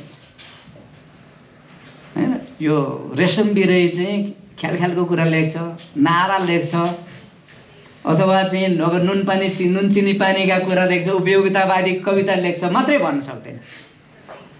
कवित्वपूर्ण, ओजपूर्ण, भावपूर्ण कुराहरू लेख्छ र त्यसमा चाहिँ जीवनका रङहरू हुन्छन् भन्ने चिज चाहिँ उनीहरूले पनि मूल्याङ्कन गरेको कुरा छ र हामीले पनि उहाँलाई पढ्दाखेरि त्यो कुरा अनुभूत गर्छौँ। र वास्तवमा ओजपूर्ण रचना भएन भने त्यो रचना जीवन्त पनि हुँदो रहेछ। रेशम बिराईलाई पढिनुपर्ने, बुझिनुपर्ने र उहाँबाट एउटा भ्यालु मतलब चाहिँ डिराइभ गर्नुपर्ने कुरा पनि थियो। मैले उहाँको बारेमा लेखिएको केही कुराहरू र उहाँको अन्तर्वार्ताको सन्दर्भमा मैले अलिकति पर्यवेक्षण गरेको थिएँ, हेरेको थिएँ। हेर्दाखेरि उहाँमा यति स्पष्टवादिता लाग्यो मलाई, आफ्नो विचार दृष्टिकोण राख्न। उहाँले कुरा चोपाएर कुरा गर्न गर्ने। मूलत हरि अधिकारीसितको मलाई उहाँको वार्ता अत्यन्तै रोचक लाग्छ। त्यो हामीलाई पनि काम लाग्छ भनेर म आफ्नो लर्निङको हिसाबमा भनिरहेको छु। हरि अधिकारीले अहिले मैले कुरा गरिसकेँ, तपाईँ त यायावर यता गएको छ रमाछ, उता गएको छ रमाछ, के हो यायावरीय जीवन भन्दाखेरि उहाँले त्यही भन्नुभयो, जहाँ जन्मिया चाहिँ त्यहीँ मर्नुपर्छ भन्ने कहाँ छ। अत्यन्तै खुलस्त र स्पष्ट कुरा छ। त्यति मात्रै होइन, उहाँ राजनीतिमा पनि आबद्ध भएको, आफ्नो योगदान दिएको र योगदान किन दिएको भन्दा मुलुकलाई यहाँनिर पुर्याउनको निम्ति सहयोग होस् भनेर दिएको। मैले केही पाउँला भनेर उहाँले पनि होइन, अरूले पनि होइन। त्यो राजनीतिलाई मूल्याङ्कन गर्ने मामिलामा, पर्यवेक्षण गर्ने मामिलामा र आफ्ना घाउहरू देखाउने मामिलामा उहाँका केही अभिव्यक्तिहरू अत्यन्तै विचारशील छन् र त्यो अत्यन्तै मलाई मन परेको छ। जस्तो मैले केही उहाँका विचारहरू उद्धृत गर्ने म अनुमति चाहन्छु। कम्युनिस्ट आन्दोलनभित्र देखिएका विकृतिहरूको मूल कारण भनेको मार्क्सवादलाई जड रूपमा बुझ्ने एउटा पक्ष र सत्ता स्वार्थमा मात्र केन्द्रित गर्ने अर्को दुवै अतिवाद नै। यो हामीले भोगिराखेको कुरा जपना गर्ने र खाली खानु मात्रै पर्छ वा सत्तामा मात्रै जानुपर्छ भने यो दुइटै कुरा मार्क्सवादको सृजनात्मक प्रयोग होइन भन्ने कुरालाई उहाँले दृढताका साथ राख्नु भएको छ। यसरी हामी दृढतापूर्वक बोल्न सक्ने हुँदै जान सक्यो भनेदेखि अलिकति राम्रो हुन्छ कि जस्तो मलाई लाग्छ। उहाँलाई एउटा क्वेसन थियो क्या हरिव अधिकारीकैमा होला, तपाईँले त पुरीहुली सम्पत्ति खाएर बस्नु भएको छ, नियमित आम्दानी साम्दानी, पहिला पत्रकारिताका मालिकले त्यति दिन सक्दैन थियो, के हो तपाईँको यो जीवनस्टाइल भन्दाखेरि उहाँले के भन्नुहुन्थ्यो भने भएपछि खाइन्छ, खाएपछि सकिन्छ अरे सम्पत्ति। म अत्यन्तै राम्रो, यस्तो खरो अभिव्यक्तिमा हामी आउन सक्छौँ, यो हामी सबैलाई चाहिँ एउटा लेसन छ। कहिलेकाहीँ हामीलाई लाग्छ यो समालोचना भने प्राध्यापकले गर्न जान्दछ, अरूले जान्दैनन्, उनीहरूले गरे चाहिँ अलिकति राम्रो हुन्छ भनेर। उहाँको पनि धारणा त्यस्तो छ। नेपालको समालोचना क्षेत्र प्राध्यापकीय वृत्तबाट खासै बाहिर निस्कियो जस्तो लाग्दैन। यो प्राध्यापकले नि सिक्नुपर्छ र अरूले पनि सिक्नुपर्छ। अब उहाँको अब म दुईवटा मात्रै उदाहरण गर्छु। मैले आफ्नो बारेमा उहाँको आफ्नो भोगाई त होइन, रेशम बिराई को भन्ने कुरा उहाँलाई नै बढी थाहा छ हामीलाई भन्दा। हामी त पढेर जानेर अलिकति मतलब चाहिँ कोट्यौँ भने मात्रै। उहाँले के भन्नुभएको छ भने म आफ्नो जीवन भोगाइलाई सङ्घर्ष, निष्ठा, स्वाभिमान र सिर्जनाका अविचल गतिका रूपमा चित्रित गर्न चाहन्छु। त्यसो भएर उहाँ एउटा सङ्घर्षशील व्यक्तित्व हो, सङ्घर्षशील कवित्व भएको व्यक्ति हो र उहाँलाई त्यसैमा चाहिँ एउटा रमाइलो पनि छ, उहाँ त्यसैमा रमाउनु पनि भएको छ, त्यहाँ कुनै खेद छैन। म नेपालगञ्जमा बसेको कारणले गर्दाखेरि होइन, अब त्यसको समाजशास्त्रको बारेमा उहाँले यति राम्रो विश्लेषण गर्नुभएको छ, त्यो तपाईँ नेपालगञ्ज नबुझ्ने मतलबको बारेमा त्यति हेक्का नगर्नेहरूलाई त्यति याद हुँदैन। मलाई खुब मन पऱ्यो क्या उहाँले के भन्नुभएको छ नेपालगञ्जको सामाजिक विशेषताको सन्दर्भमा। नेपालगञ्ज प्राकृतिकदेखि सामाजिक, राजनैतिक, सामरिक र आर्थिक सबै दृष्टिले अत्यन्तै विषम ठाउँ हो। गङ्गा जस्तो सरल शान्त पनि छ, आगाको लप्का जस्तो उग्र आवेगी पनि छ। परस्पर धार्मिक सहिष्णुता र असहिष्णुता दुवैको समानान्तर नाउमा समाज गतिशील रूपमा सवार देखिन्छ। यसैले पनि त्यहाँको समाजभित्र कहिलेकाहीँ कुनै तत्त्व प्रवेश गर्छ र स्थापित सद्भाव बिथोल्ने कोसिस गर्छ। यद्यपि तराईका अन्य जिल्लाको तुलनामा नेपालगञ्ज केही बेग्लै सांस्कृतिक विविधता र सामाजिक सद्भाव भएको छ। यसरी जे चिजलाई पनि कठोर रूपमा राख्न सक्ने होइन, एकदम सत्यलाई प्रकट गर्न सक्ने, आफूलाई निर्भीक अभिव्यक्ति दिन सक्ने मतलब लेखकको रूपमा प्रस्तुत गर्ने क्षमता चाहिँ रेशम बिराईको क्षमता हो। उहाँको पहिला पनि र पछि पनि धेरै कृतिहरू आइरहेकै छन्। यसको बारेमा सोधखोज पनि भइरहेकै छ। उहाँ एउटा गुणात्मक पाठकले अत्यन्तै मन पराउने व्यक्ति हो। धेरै चाकरी गर्ने स्वभाव नभएको कारणले गर्दाखेरि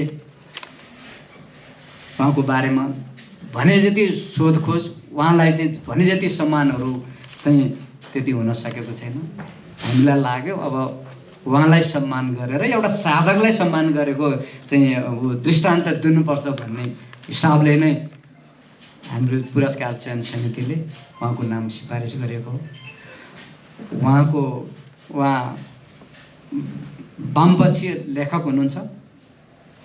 उहाँको काव्यात्मक ओज अत्यन्तै राम्रो छ, प्रभावपरक छ। उहाँको गाम्भीर्यता, उहाँको विश्लेषण क्षमता र खरो लेखनको स्वभावले उहाँ एउटा विशिष्ट लेखकको रूपमा उहाँलाई स्थापित गरेको छ। उहाँ जस्ता लेखकबाट हामी सिक्न पनि सकौँ, उहाँ जस्ता साधकहरूलाई हामी सम्मान पनि गर्न सकौँ भन्दै उहाँलाई म फेरि पनि बधाई ज्ञापन गर्दछु। धन्यवाद। हार्दिक धन्यवाद छ वासुदेव अधिकारी सर। रेशम बिराईको बारेमा केसरा केलाएर अत्यन्त मेहनतपूर्वक परिचय प्रस्तुत गर्नुभयो। हामी अलिक समयको चापमा थियौँ, त्यही भएर उभिनु पर्यो। कार्यक्रम सञ्चालक वक्ताको अगाडि उभिँदा कहिलेकाहीँ निकै ठुल्ठुला घटनाहरू घटेका छन्, डराइ उभिएको हो। सर माफ गर्नुहोला। हामी यो कार्यक्रमको एउटा महत्त्वपूर्ण क्षणमा अहिले उपस्थित छौँ। आज हामीले युद्ध प्रसाद मिश्रलाई कविता वाचनबाट विशिष्ट व्यक्तित्वलाई सम्मान अर्पण गरेर र युद्ध प्रसाद मिश्रबारे मन्तव्य विमर्श गरेर यसरी विभिन्न कार्यक्रमलाई छोटो कार्यक्रमलाई महत्त्वपूर्ण बनाउँदै जोड्दै यो स्मृति दिवस मनाइरहेका छौँ। यहाँहरू अत्यन्त विशिष्ट व्यक्तित्वहरू उपस्थित हुनुहुन्छ र हामीलाई पूर्णताका साथ दिइरहनु भएको छ। यो प्रतिष्ठान यहाँहरू सबैप्रति पुनः धन्यवाद व्यक्त गर्दै आज हामी यो रेशम बिरहीज्यू, जसको बारेमा वासुदेव अधिकारी सरले निकै लामो अनुसन्धान गर्नुभएको थियो र त्यसको संक्षिप्त रूप व्यक्त गर्नुभयो।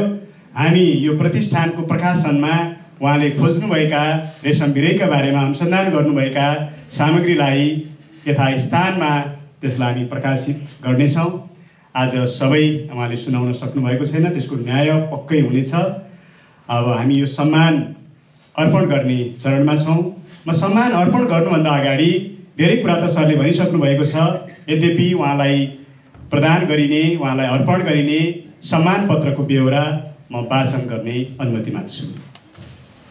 युद्ध प्रसाद मिश्र स्मृति प्रतिष्ठान सम्मान पत्र, युद्ध प्रसाद मिश्र स्मृति पुरस्कार एवं सम्मान 2082। श्री रेशम बिरहीज्यू, वरिष्ठ साहित्यकार, भरतपुर, चितवन। विश्वकै अनुपम सुन्दर प्राकृतिक, सांस्कृतिक एवं ऐतिहासिक भूमि नेपालको गोर्खा जिल्ला हर्मीमा पिता रेवती रमण घिमिरे र माता अम्बिका देवी घिमिरेका पुत्र रत्नका रूपमा विक्रम सम्वत 2010 साल मङ्सिर 1 गते जन्मनुभएका तपाईँले राजनीति शास्त्र, कानुन, आम सञ्चार विषयको शिक्षा हासिल गरी मूलतः प्रगतिशील समाज निर्माणमा 2026 सालदेखि सक्रिय भई जेल जीवनका कठिन क्षण समेत र प्रगतिवादी विचार अनि अनुभवबाट प्राज्ञिक उचाइ प्राप्त गर्नुभएको छ। मुलाको बोक्रा आलिमुनिको झ्याउकिरी, यो कविता सङ्ग्रह हो उहाँको। मुलाको बोक्रा आलिमुनिको झ्याउकिरी, भित्ताको रङ, मङ्गली गुप्ताको पान, सुन्दर बस्ती, थाल थालमा पान, तुरुप, सातौं बादशाहको रातो कोट, प्रतिरोधको लय, देब्रे आँखा, सत्ता र स्वप्नदोष, प्रेमदासको डायरी, कली, पार्श्वध्वनि जस्ता कविता, निबन्ध र उपन्यासका दर्जनौं कृति मार्फत परिवर्तनको सन्देश दिँदै प्रेरणादायी सकारात्मक प्रतिभा प्रस्फुटन गर्नुभएकाले स्रष्टा, सम्पादक, पत्रकार, राजनीतिज्ञ व्यक्तित्व र योगदानको मूल्याङ्कन स्वरूप तपाईँ दर्जनौं संस्थाबाट पुरस्कृत तथा सम्मानित हुनुभएको छ। अतः साहित्यिक, सामाजिक एवं पत्रकार व्यक्तित्वको उच्च मूल्याङ्कन गरी प्रथम गणतन्त्रवादी कवि युद्ध प्रसाद मिश्रको 35औं स्मृति दिवसको अवसरमा उत्तरोत्तर प्रगति, सुस्वास्थ्य, सक्रिय जीवनको हार्दिक कामना सहित रु 31,000 रकमका साथ तपाईँलाई युद्ध प्रसाद मिश्र स्मृति पुरस्कार एवं सम्मान 2082 द्वारा सहस्र सम्मानित गरिएको छ। महासचिव डाक्टर हरिप्रसाद सिलोवाल, प्रमुख अतिथि के कर्माचार्य, अध्यक्ष प्राणा लेख प्रसाद निरौला। 2082 फागुन 6 बुधबार।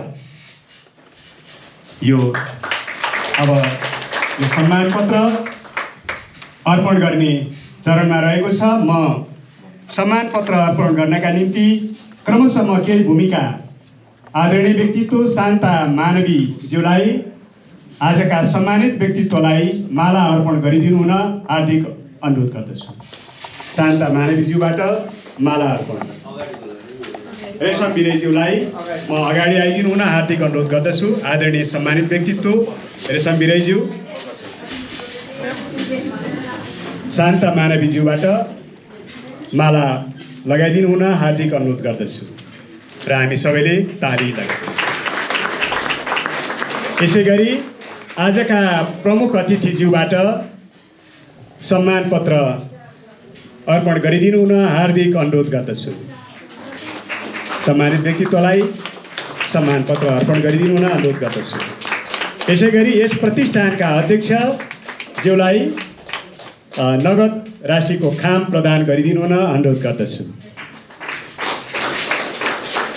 यहाँहरू सबैलाई धेरै धेरै धन्यवाद छ, धेरै धेरै आभार व्यक्त गर्दछु। अब हामी एउटा कविता सुन्ने समय आएको छ। म कविता वाचनका निम्ति फेरि नाति पुस्ता युद्ध प्रसाद मिश्रको नाति पुस्तामा जान्छु। युद्ध प्रसाद मिश्रको नाति अजय प्रकाश मिश्र, उहाँ विश्व साइकल यात्री पनि हुनुहुन्छ। उहाँले साइकलबाट 100वटा देशको भ्रमण गरिसक्नु भएको छ। त्यस्तो एउटा व्यक्ति युद्ध प्रसाद मिश्रको नाति, उहाँले एउटा कविता हामीलाई सुनाउँदै हुनुहुन्छ। अजय प्रकाश मिश्र। धन्यवाद उत्कर्षक भाइ। 35औं युद्ध प्रसाद मिश्र स्मृति पुरस्कार तथा सम्मान समारोहका विवेकी महानुभावहरू, ज्ञानी महानुभावहरू र विशिष्ट चाहिँ म यता मैले अगाडि देखिरहेको महानुभावहरूलाई भन्न चाहन्छु। किनभने खादा लाउन नपाए पनि यहाँहरूले युद्ध प्रसाद मिश्रको लागि समय छुट्याएर आइदिनु भयो, त्यसको लागि यहाँहरू विशिष्ट, यहाँहरू ज्ञानी महानुभावहरूमा धेरै धेरै। कवितामा जाने सर, यसै त म 3-4 वर्ष सधैँ हराउँछु, बेला बेलामा मात्र यहाँ उपस्थित हुन पाउँछु। 10 मिनटले केही फरक पर्दैन। केही म भन्न चाहन्छु, बोल्न चाहन्छु, क्षमा चाहन्छु र अनुरोध चाहन्छु।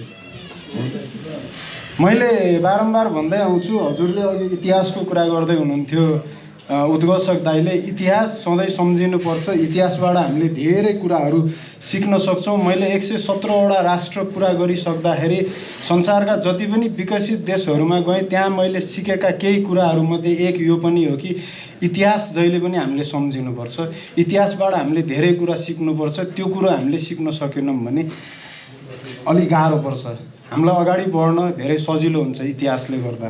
त्यही हुनाले मैले बारम्बार जहिले पनि म यो कार्यक्रममा हुन्छु, मैले यो मञ्चबाट केही व्यक्तिहरूको नाम लिने गरेको छु जसको यो प्रतिष्ठानप्रति ठुलो योगदान छ।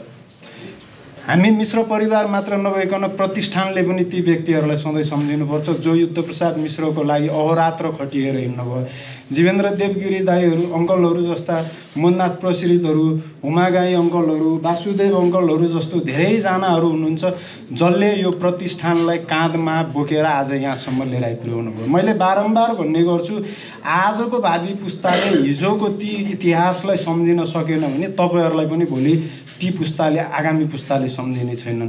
कहाँबाट यो प्रतिष्ठान यहाँसम्म आयो, यो प्रतिष्ठानको जग के हो, यसको धरोहर के हो र यसको लागि कसको के योगदान छ भन्ने 5 मिनट भन्नको लागि फुर्सद हुँदैन हामीसँग कहिले पनि। त्यो अवश्य पनि हुनुपर्छ।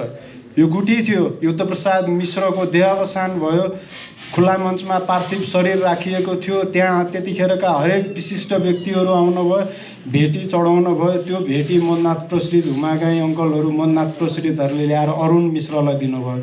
अरुण मिश्र युद्ध प्रसाद मिश्रको लाठी हुनुहुन्थ्यो, युद्ध प्रसाद मिश्रको छाया हुनुहुन्थ्यो। उहाँले त्यो पैसा खल्तीमा राख्न दिएको, तर उहाँले होइन यो मेरो बुवालाई जनताले दिएको पैसा हो, यसको गुठी खोल्नुपर्छ भनेर गुठी स्थापना भयो। र त्यो गुठीको प्रथम अध्यक्ष हुनुहुन्थ्यो त्रिरत्न शाक्य लगायत त्यस्ता धेरै महानुभावहरू हुनुहुन्छ, धेरै व्यक्तिहरू हुनुहुन्छ जसले त्यो गुठीबाट आज प्रतिष्ठान हुँदै यहाँसम्म युद्ध प्रसाद मिश्रलाई लिएर आइपुर्यायो भने ती व्यक्तिहरूलाई हामीले 5 मिनट जहिले पनि सम्झिँदा केही फरक पर्दैन। र बारम्बार मैले सुन्छु सरकारले युद्ध प्रसाद मिश्रको एडभर्टाइज गरेन। किन गर्नु पर्यो सरकारले युद्ध प्रसाद मिश्रको एडभर्टाइज? वर्ल्ड ग्लोबलाइजेसन छ, इन्टरनेटको जमाना छ। मैले गुगलको कुरा उठाएको थिएँ, गुगलमा युद्ध प्रसाद मिश्रलाई ल्याउनु भयो, युट्युबमा ल्याउनुहोस्, टिकटक बनाउनुहोस्, टिकटकमा हाल्नुहोस्, बुस्ट गर्नुहोस्, युद्ध प्रसाद मिश्रका कविताहरू वाचन एक एकजनाले गर्दै राख्नुहोस्, भइहाल्यो नि। सरकारले त के नै त्यसको लागि गरेको छ र हामीले सरकारबाट आशा गर्ने हैन? मलाई सधैँ भन्न मन लाग्छ तर यहाँहरूलाई सुन्दाखेरि अलि नराम्रो पनि लाग्न सक्ला, तर मैले नराम्रो बोले जस्तो मलाई लाग्दैन। इतिहास सम्झिनुपर्छ भन्ने मेरो भनाइ हो। यदि हामीले हिजोका ती योगदान गर्ने व्यक्तित्वहरूलाई सम्झेनौँ, अरुण प्रकाश मिश्रलाई सम्झेनौँ, हुमागाई अङ्कललाई सम्झेनौँ, मननाथ प्रसृतलाई सम्झँदैनौँ, शान्तादास अङ्कललाई सम्झँदैनौँ, जीवेन्द्रदेव अङ्कललाई सम्झँदैनौँ भने आजको पुस्तालाई पनि भोलि सम्झँदैन। तर त्यो नसम्झिनु सधैँ जीवित व्यक्तिहरूको लागि भुल हुनेछ। यो मैले विश्वयात्रा गरेर भएको, देखेको, केही सिकेको कुराहरू हो। मेरो विश्व साइकल यात्रामा कुनै पनि स्पोन्सर छैन। बिना स्पोन्सरसिप विदेशमा रहेका नेपालीहरूको सहायतामा यात्रा गरिराखेको हुन्छौँ। कयौँ रात सुत्न पाइन्छ, कयौँ रात सुत्न पाइँदैन, कहिले खान पाइँदैन, कहिले तिर्खामा हिँड्नुपर्ने हुन्छ। अनि घरको याद आउँछ, आमा बुवाको याद आउँछ, दाजुभाइ दिदीबहिनीको याद आउँछ। अनि त्यो साइकलले पेडल मारिराख्दाखेरि मनमा घुमेका कुराहरू बेलुका डायरीमा कोर्छु। त्यस्तै अवस्थामा एक दिन आमाको विषयमा मैले एउटा कविता लेखेको थिएँ। आमाको धेरै याद आयो, त्यो दिन धेरै गाह्रो भयो, असह्य भएको थियो। म त्यो कविता यहाँहरूलाई सुनाउन जाँदैछु।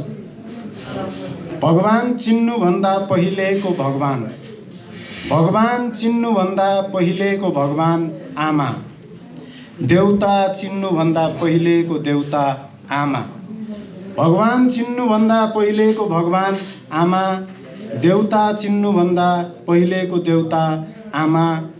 भगवानको बारेमा खै के लेखौँ, देउताको बारेमा खै के लेखौँ, के लेखौँ के लेखौँ खै के लेखौँ, के लेखौँ आमा तिम्रो बारेमा शब्द नै मलाई कम भयो, के लेखौँ आमा तिम्रो बारेमा शब्द नै मलाई कम भयो, के लेखौँ आमा तिम्रो बारेमा अक्षर नै मलाई कम भयो।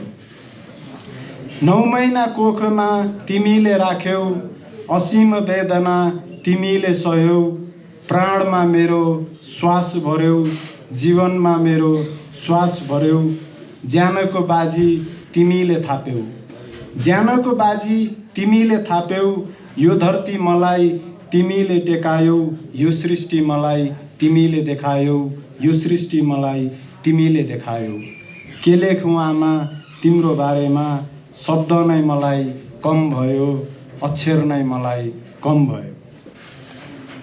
आमा तिमीले पानी मात्र पियौ, आमा तिमीले पानी मात्र पियौ, दुधको धारा मलाई दियौ, कैयन रात जागा तिमी बस्यौ, भरपुर निन्द्रा मलाई दियौ, भरपुर निन्द्रा मलाई दियौ। ममता की खानी आमा, ममता की खानी आमा, हौ तिमी त्याग की देवी, ममता की खानी आमा, हौ तिमी त्याग की देवी, देवीको बारेमा खै के लेखौँ, देवीको बारेमा खै के लेखौँ। धन्यवाद। र 1 मिनट फेरि एउटा कुरा भनेर जान्छु म। हामीलाई सधैँ कार्यक्रम सिद्ध्याउनलाई नै हतारो हुन्छ। वर्षमा एकचोटि त कार्यक्रम हुन्छ, माहौल सिर्जना गरौँ न, प्रतिष्ठान र हामी मिलेर 4-5 घन्टामा को कार्यक्रम गरौँ। तर कार्यक्रम यस्तो गरौँ कि एकजना पनि उठेर नजाओस्, मान्छे बसिराखोस्, सुनिराखोस्। त्यो माहौल क्रिएट गर्न सकिन्छ, वातावरण बनाउन सकिन्छ। मैले हिजो पनि भनेको थिएँ, एउटा माइक भयो भनेदेखि म म्युजिसियन साथीहरूलाई लिएर आउँछु, उहाँहरूले पैसा लिनुहुन्न, कस्ट लिनुहुन्न। तर त्यो हुन सकेन। अब हिजो मैले पनि हिजो मात्र भने, त्यो किसिमले हामीले माहौल बनाउँदै गयौँ भने 80 जना होइन 800 जना लिएर आउनलाई पनि कुनै ठुलो कुरो छैन। तर आउने वातावरण प्रतिष्ठान र हामीले गर्नुपर्ने हुन्छ। यसलाई अन्यथा नलिदिनु होला। मनमा लागेको कुरा भनेको, किनकि म सानो हुँदाखेरि हजारको भिडमा मैले हजुरबुवाको कार्यक्रममा मान्छेहरू देख्थेँ भने आज 2-4 जना लिएर आउन नि गाह्रो छ। किन छ त? समीक्षा गरौँ न। हामी समीक्षा गर्न सकिन्छ नि, कसरी वातावरण क्रिएट गर्न सकिन्छ, त्यसमा अग्रसर हुन सकिन्छ। हस्, यहाँहरूलाई समयको लागि धेरै धेरै धन्यवाद। धन्यवाद अजय प्रकाश मिश्रजीलाई, मिश्र भाइलाई। उहाँले दाई भनेपछि मैले भाइ भन्नु पर्यो। एकछिन बस्नु होला कृपया। मलाई अजयजी बस्नु होला। यो बुकलेट हामीले प्रकाशित गरेका छौँ र थुप्रै युद्ध प्रसाद मिश्रको बारेमा इतिहास लेखिएको छ। पिएचडीको अनुसन्धान गर्ने व्यक्तित्व यहाँ हुनुहुन्छ। थुप्रै अनुसन्धानहरू भएका छन्, अभिलेखका थुप्रै सामग्रीहरू पाइन्छन्। र अब तपाईँले भन्नुभएको जस्तो यो इतिहास बिर्सिने, यो इतिहासको समीक्षा गर्ने यो कार्यक्रम होइन। त्यसकारण हामीले कार्यक्रमको सेड्युल मात्रै बस्न खोजेको हो। तपाईँको सुझावलाई यथासमयमा हामी सम्बोधन गर्नेछौँ र उहाँको इतिहास नै सम्झनाका लागि यो कार्यक्रम गरिएको हो। तर हामीले यहाँ विशिष्ट व्यक्तिहरूको समय लिएका छौँ, यो हलको समय लिएका छौँ र कार्यक्रमको समयको आफ्नै आचार संहिता हुन्छ, त्यसभित्र रहनुपर्ने हुन्छ। त्यसकारण मात्रै तपाईँलाई हामीले समयको दबाब दिएको हो। धन्यवाद तपाईँको सुझावका लागि। अब संक्षिप्त शुभकामना मन्तव्यका लागि म यस प्रतिष्ठानका पूर्व अध्यक्ष र सल्लाहकार समितिका संयोजक साहित्यकार आदरणीय व्यक्तित्व प्राध्यापक डाक्टर जीवेनदेव गिरिज्यूलाई हार्दिक अनुरोध गर्दछु। समयको पाबन्दी गुरुलाई मैले सम्झाउनु परेन। हस्। महत्त्वपूर्ण कार्यक्रमका आदरणीय अध्यक्षज्यू, प्रमुख अतिथिज्यू, मञ्चासीन अतिथिगण र सम्पूर्ण उपस्थित महानुभावहरू सबैमा मेरो हार्दिक अभिवादन। सर्वप्रथम म प्रथम गणतन्त्रवादी कवि युद्धप्रसाद मिश्रज्यूप्रति सादर श्रद्धाञ्जली अर्पण गर्दछु। मिश्रज्यूको परिवारजनलाई पनि म विशेष आदर व्यक्त गर्दछु। मलाई खुसी के लाग्छ भने परिवारजन यसरी सक्रिय भएको कमै देखिन्छ। सबै दिदी जानुभयो, अरुणजी जानुभयो, अरू सबैजना कतिजना जानुभयो परिवारका सदस्यहरू, उहाँहरू पनि त्यत्तिकै सक्रिय हुनुहुन्थ्यो। अहिले नाति र अझ नातिका छोराछोरी समेत कार्यक्रममा उपस्थित भएर त्यो राष्ट्रले नै एउटा विशिष्ट सम्मान अर्पण गर्दै आएको व्यक्तित्वको शिर उच्च पार्न परिवारले काम गरिरहेको छ। त्यो देख्दा असाध्यै मलाई चाहिँ त्यो परिवारप्रति नै श्रद्धा लाग्छ। छोराहरू अब हुँदा हुँदा यति अरुणजी हामीले सम्झिन्छौँ यही कार्यक्रममा बल्ल बल्लै ढल्नुभयो र उठ्न सक्नु भएन। हस्पिटलबाटै हामीले उहाँलाई बिदा गर्नु पर्यो। यहाँ सक्रिय हुँदा हुँदै अहिले हुनुहुन्न। उहाँप्रति पनि म विशेष सम्मान व्यक्त गर्दछु। मिश्रजीको नाम लिएर हामीले खास गरेर केही कुराहरू सम्झिन्छौँ। म छोटोमै भन्छु, 2-3वटा कुरा मात्रै। एउटा चाहिँ जस्तो लेख्नुभयो त्यस्तै बाँच्नुभयो। लेखेकै जस्तो जीवन उहाँले चाहिँ बिताउनु भयो। सबैका लागि भन्ने एउटा गर्ने अर्को भइरहेको हुन्छ। बोल्दा आदर्श बोल्ने तर काममा चाहिँ त्यस्तो आदर्श नदेखिएको कतिपय भेटिन्छ। तर त्यो चाहिँ अनुकरणीय जीवनी रह्यो एउटा, त्यो मलाई लाग्छ।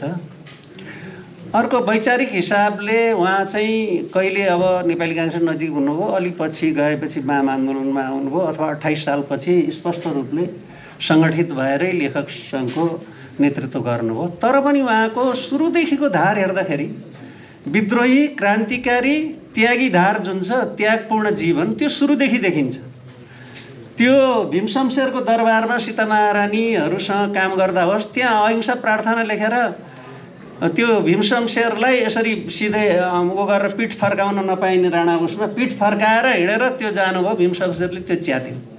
दरबारको त्यो बेला राणाकालीन कति राम्रो त्यो हुन्थ्यो होला नि त, कतिलाई त कमाउने सम्मान मान हुन्थ्यो होला। त्यहाँ विद्रोह गरेर बाहिर निस्किनु भयो। त्यसपछि जागिरीमा कहिले भन्सारको जागिर, कहिले वनजाजको जागिर, अनेक खालका जागिरका, त्यो वनको जागिर, भन्सारको जागिर त पैसा कमाउनेहरूका लागि त त्यो अर्कै हो नि त। तर त्यसलाई लात हान्दै आफूले लाएको त्यो तोडासहितको टोपीलाई लात हानेर जानु, त्यो अर्को त्याग थियो। त्यो यो स्वच्छन्दतावादी, उहाँ चाहिँ लक्ष्मीप्रसादभन्दा देवकोटाभन्दा 2 वर्ष जेठ हो। स्वच्छन्दतावादी कविहरूको युगको जुन 97तिर लेख्दा पनि उहाँले त्यहाँ पनि मुक्तिकै कुराहरू, जाबीको चरा, जलन, त्यही कुरा गर्यो। 15 सालको त्यो कथा, अमर कथा लेख्दा पनि विचारले जहाँसुकै भने पनि त्यहाँ हेर्नुभयो भने पनि त्यही मुक्तिकै कुरा, त्यही दुखी गरिबकै कुराहरू, शहीदकै पक्षका कुराहरू लेखिरहनु हो। त्यसो भएर मिश्रजीको जीवन चाहिँ जहिले पनि त्यागको जीवन, जहिले पनि जनताप्रतिको विशेष उत्तरदायित्वपूर्ण लेखनको जीवन र क्रान्तिकारिता र जहिलेसुकै पनि त्यो खालको एउटा रहेर त्यो सिकिरहनु पर्ने कुरा हो भन्ने मलाई लाग्दछ। र अहिले मलाई दिइएको छोटो समयभित्र म यति कुरा राख्दै, मिश्रज्यूले जुन हामीलाई ऊर्जा दिनुभइरहेको छ, अहिलेसम्म हामी सबैलाई प्रेरणा दिइरहनु भएको छ र यसले यी कार्यक्रमहरूले अरू धेरै मान्छेहरूलाई त्यो बाटो लाग्न चाहिँ उत्प्रेरित गर्दछन् र प्रतिष्ठानले पनि अहिले राम्रो काम गरेछ भन्ने मलाई लाग्छ। किनभने एउटा बेला थियो यही पुरस्कार जम्मा गर्न पनि गाह्रो हुने बेला थियो। अहिले एउटा धेरै साथीहरूले यसमा चाहिँ उहाँले अघि अजयजीले लिनुभएका नामभन्दा अरू थुप्रै साथीहरूको धेरै योगदान छ र ती सबैको योगदानबाट यो यहाँसम्म आइपुगेर अहिले एउटा राम्रा कार्यक्रमहरू यसले गर्दै आइराखेको छ र प्रतिष्ठानले गरेका गतिविधि अघि बढिरहन्। हामी सबै सँगै छौँ। यिनै कुराहरू राख्दै म आफ्नो छोटो भनाइ यहीँ अन्त्य गर्दछु। धन्यवाद। हार्दिक धन्यवाद जिमेन्द्र देवगिरीज्यूलाई। यसपछि हामी आजका सम्मानित व्यक्तित्वको विचार सुन्नेछौँ। म यसका निम्ति आदरणीय व्यक्तित्व रेशम भिरेज्यूलाई हार्दिक अनुरोध गर्दछु। कविता छ भने किताबबाट पढे हो, यस दुई चार कुरा सुने। धन्यवाद नेरौला सर, सिलवाल सर, सरी है, कार्यक्रमका सभापतिज्यू, प्रमुख अतिथि श्रद्धेय के सर, मेरा आदरणीय व्यक्तित्व, मैले अत्यन्त सम्मान गर्ने व्यक्तित्वहरू गोपी गुरुदेखि रामप्रसाद सर, ईश्वर चन्द्र सर, होइन, रामविनायक सर, बासु सर, हाम्रो जीवेन्द्र सर, सबैप्रति म हार्दिक नमन गर्दछु। र त्यस्तै यहाँ उपस्थित हुनुभएका साहित्यप्रेमी साहित्यकार साथीहरूप्रति पनि म हार्दिक यो मलाई सम्मान गरिएको पुरस्कृत गरेको कार्यक्रममा जो तपाईँहरूको गरिमामय उपस्थिति भयो त्यसले मलाई अत्यन्त हर्ष र यो एकदम ऊर्जा दिएको छ। अब धेरै लामो समय बोल्ने समय पनि छैन, म त्यस्तो कुशल त्यो स्टेजमा आएर बेसरी बोल्ने खालको वक्ता पनि होइन। म बोल्न पनि धेरै मेसो पनि पाउँदैन, जान्न पनि जान्दिनँ। तर यहाँ साहित्यको विषयमा युद्ध प्रसाद जीको नाममा जो मलाई पुरस्कार दियो, यो पुरस्कार मेरो लागि ठुलो भारी हो, धेरै बोझ हो। साहित्यप्रति अहिले बासु सरले भन्नुभयो, साहित्यप्रति सबैको हरेक स्रष्टाको आफआफ्नो इथिक्स हुन्छ, आफआफ्नो चाहिँ भाषिक कला हुन्छ, आफआफ्नो विचार हुन्छ। म साहित्यलाई चाहिँ एउटा वामपन्थी साहित्य, एउटा प्रगतिशील साहित्य, प्रगतिवादी साहित्य जे नाम दिए पनि आम जनताको मुक्तिको सवाल उठाउने, समाजका विकार र विकृतिलाई उठाउने सवालमा चाहिँ कुनै पनि मण्डलीको, कुनै पनि सङ्गठनको या आफै भएको सङ्गठनको पनि भजन गाउनुपर्छ भन्ने मेरो मान्यता छैन। त्यहाँभित्रका कुरूपताहरूलाई हामीले नेपालका कम्युनिस्ट आन्दोलनभित्रका थुप्रै कुरूपताहरूलाई चाहिँ हामीले कुरूपतालाई खोतल्यो भन्दैमा चाहिँ त्यसलाई चाहिँ दक्षिणपन्थी प्रतिगामी र आन्दोलन विरोधी भन्ने एउटा भाष्य त्यस्तो खालको क्रिएट गरेर ट्याग लगाइन्छ। त्यस्तो खालको भाष्यले चाहिँ आन्दोलन उठ्दैन र त्यो यही कल्चरले गर्दा, यही संस्कृतिले गर्दाखेरि, यही विचारले गर्दाखेरि आन्दोलनको गति के भए आफै समीक्षा गरेर मैले हामीले चाहिँ धेरै आन्दोलनहरू गऱ्यौँ। द्वन्द्व पनि भयो, ठुलो द्वन्द्व भयो। त्यो द्वन्द्वका मेरो एउटा प्रेमदासको डायरी भन्ने उपन्यास चाहिँ पुरै द्वन्द्वका घाउहरू मात्रै खेलेको छ।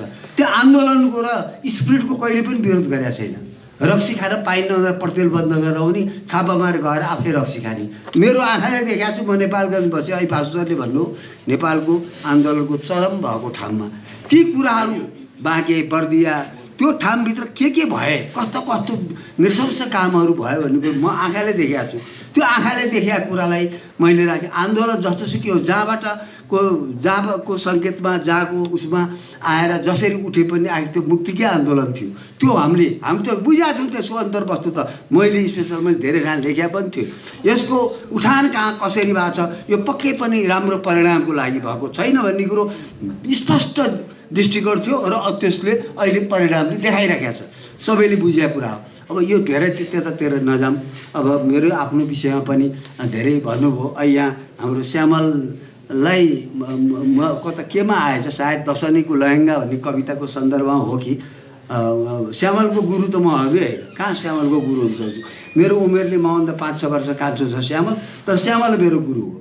एउटा दशनीको लहेङ्गा भन्ने एउटा कविता चाहिँ उसलाई मैले आफ्नो बेडरुममा त कविता लेख्या बसेर भन्दा लेखाएको हो। किनभने हामी एउटा कवि गोष्ठीमा जाँदाखेरि ऊ कविता नलिकन आएछ। प्रमुख अतिथि भएर जान लागेछ, कविता नलिकन आयो। प्रमुख अतिथि हुने, कविता नलिई आउने, यो कोही तरिका हो? ल त यहीँ मेरो बेडमा बस भनेर उसलाई खानेपानीको व्यवस्था मिलाएर कविता लेखायो। त्यो हिसाबले उसले त्यो भने होला। तर गुरु चाहिँ भने होइन जस्तो लाग्यो क्या। म गुरु भन्नै सक्दिनँ। श्यामलको पनि राम्रो एउटा शक्तिशाली कवि हो। उसबाट मैले पनि केही पाएको छु। यो सरसङ्गतमा हुँदाखेरि केही त मबाट पनि पाएको होला, नपा भन्ने कुरा त हुन्न। यति भन्दै म धेरै लामो कुरा नगरौँ। कविताको विषय पनि मेरो त्यही हो। अब यो बासु सरले भन्नु एउटा कुरा चाहिँ म आफ्नो विषय पनि भन्नुपर्ने भयो क्या। यहाँ 40-42 सालको दशक मेरो स्पष्ट के भने जब मैले पढेर सकेपछि मेरो सबैको घरको घरघरकी कहानी भन्छ मेरो आफ्नै खालको समस्याहरू थियो र विशुद्ध म चाहिँ राजनीतिकबाट बितिस्न पनि जाग्यो, जेल खाइयो, अनेक खाइयो। पार्टीमा आग्रह, पूर्वाग्रह, दुराग्रह, खुट्टा तान्ने, मार्ने त्यो बेलामा प्रतिबन्धित कालमा पनि आफै शक्तिमा पुग्ने एउटा मनोविज्ञान होड थियो नेताहरूमा। त्यसको परिणाम अहिले देखिँदैछ होइन। जुवाको लडाइँ लड्ने, विचारको लडाइँ कहिले पनि नलड्ने। त्यो बेलादेखि त्यस्तो खालको चाहिँ अवस्थादेखि राजनीतिमा लाग्यो। आर्थिक रूपमा विपन्न भएपछि म चाहिँ 40 देखि बिल्कुल ह्यान्ड टु माउथ परिवार पाल्ने मात्रैमा केन्द्रित भएँ। परिवार पालेँ। त्यो एक पैसा पनि उयोहरूले लिए अधिकार लिएको इन्टरभ्यू जस्तो प्रत्युत्पादक काममा हात हाल्ने त्यो बेलाको पत्रकारिता। बिल्कुल पत्रकारिता गरेँ, पैसा केही आउँदैन। झिटी बेच्दै परिवार पाल्दै, परिवारलाई पढाउँदै। जबसम्म परिवार पालुन्जेल म साहित्यमा पनि लेखेँ, राखेँ, उदाउन सकिनँ, प्रकाशनमा ल्याउन सकिनँ। जब उनीहरूको मैले प्रपर्टी पनि सक्दिएँ, उनीहरूलाई पनि उतार दिएँ। उनीहरू उत्रिएपछि म फ्री भएँ। त्यसपछि मात्र म चाहिँ 60-62 देखि मात्रै साहित्यमा पुराना चिजहरू प्रकाशन गर्ने, सिर्जना गर्ने, उनीहरूप्रतिको मेरो दायित्व हराएपछि यसरी आएको हो। 40-42 साल मलाई अहिले पनि मलाई धेरैले चिन्दैनन्।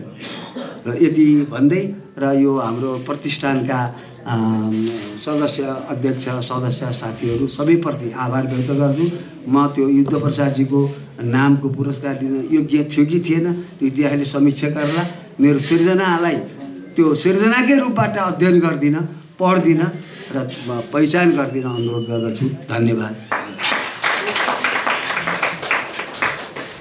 हार्दिक आभार व्यक्त गर्दछु प्रतिष्ठानको तर्फबाट, हामी सबै साहित्यकारहरूको तर्फबाट यहाँलाई यहाँका महत्त्वपूर्ण अभिव्यक्ति हामी सुन्न पायौँ र कविता आज सुन्न भ्याइएन, अर्को दिन सुन्नेछौँ। अब हामी कार्यक्रमको अन्त्यमा आइपुगेका छौँ। म एउटा महत्त्वपूर्ण सूचना यहाँ सम्प्रेषण गर्दछु। प्राध्यापक डाक्टर यादव प्रकाश लामिछानेज्यूका 4वटा र उहाँसँग सम्बन्धित अन्य कृतिहरू संयुक्त रूपमा लोकार्पण र विमर्श हुने कार्यक्रम रहेको छ। यो वाल्मिकी क्याम्पसमा यही फागुन 9 गते 11 बजे यो कार्यक्रममा यहाँहरूले आफ्नो समय अनुकूल पारेर यादव प्रकाश लामिछाने सरको कृति लोकार्पण कार्यक्रममा सहभागिताका निम्ति म हार्दिक अनुरोध गर्दछु। र अब यस कार्यक्रममा यो कार्यक्रमको शोभा बढाउन हामीलाई समय दिनुभएका आदरणीय व्यक्तित्व के कर्मचारीज्यूलाई म आफ्नो मन्तव्यका निम्ति हार्दिक अनुरोध गर्दछु।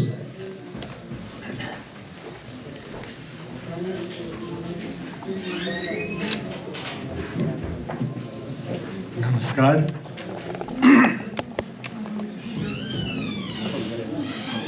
युद्ध प्रसाद मिश्रको 35औं स्मृति सभाका सभापति महोदय, त्यहाँ रहनुभएका अत्यन्त प्रकाण्ड विद्वानहरू र आज सम्मानित व्यक्तित्व, अगाडि रहनुभएका अत्यन्त विशिष्ट व्यक्तित्वहरू, विशिष्ट साहित्यिक बन्धुहरू र अन्य महिला तथा सज्जनवृन्द, युद्ध प्रसाद मिश्र उहाँको नामै मलाई अत्यन्त प्रभावित हुन्छ। मैले उहाँको बारेमा त्यस बेला अथवा उहाँ जीवित हुँदा धेरै सुनेको थिएँ, धेरै कुराहरू सुनेको थिएँ, उहाँका कविताहरू पढेको थिएँ। तर उहाँले म चिन्दिनँ। वास्तवमा उहाँका पुत्रहरू सार्वजनिक स्थानमा म देख्ने गर्दछु। उहाँहरूको कुरा सुन्दा, कुरा गर्ने शैली अत्यन्त आकर्षित मलाई लाग्थ्यो। तर उहाँहरू युद्ध प्रसाद मिश्रका पुत्रहरू हुन् भनेर मलाई थाहा थिएन। विशेष गरेर अघि नामले अरुण मिश्रज्यू अहिले यहाँ कान्छो पुत्र यहाँ हुनुहुन्छ। जब मलाई जनक प्रसाद हुमागाईज्यू उहाँहरूबाट बाल साहित्यका पत्रिका बालपोष भन्ने पत्रिका प्रकाशन गर्नुभएको थियो, त्यति बेला जनक प्रसाद हुमागाई मसँग अत्यन्त नजिक हुनुहुन्थ्यो। उहाँले मलाई तपाईँ आज युद्ध प्रसाद मित्रलाई भेट्न जाने तपाईँ इच्छा छ कि छैन भनेर मलाई सोध्नुभयो। मलाई त यति त्यो उत्सुकतापूर्ण क्षण लाग्यो कि मैले पहिले पनि सुनिरहेको व्यक्ति भएको हुनाले किन भेटौँ उहाँसँग भनेर यो बालकोट मलाई लिएर जानुभयो। उहाँसँग मैले पहिलो पटक भेट भयो उहाँसँग। उहाँले मलाई यति माया गरेर कुरा गर्नुभयो, म त अलि आश्चर्य पनि लागेँ, किनभने व्यक्तिगत रूपमा चिनेको होइन, पहिलोपटक त्यहीँ भेट भएको हो कलाकारको रूपमा। उहाँले धेरै मलाई उत्साहित पनि पार्नुभयो, प्रोत्साहन पनि गर्नुभयो। त्यसबाट त्यहाँबाट फर्केर फेरि उहाँको घरमा म जाने समय आएन।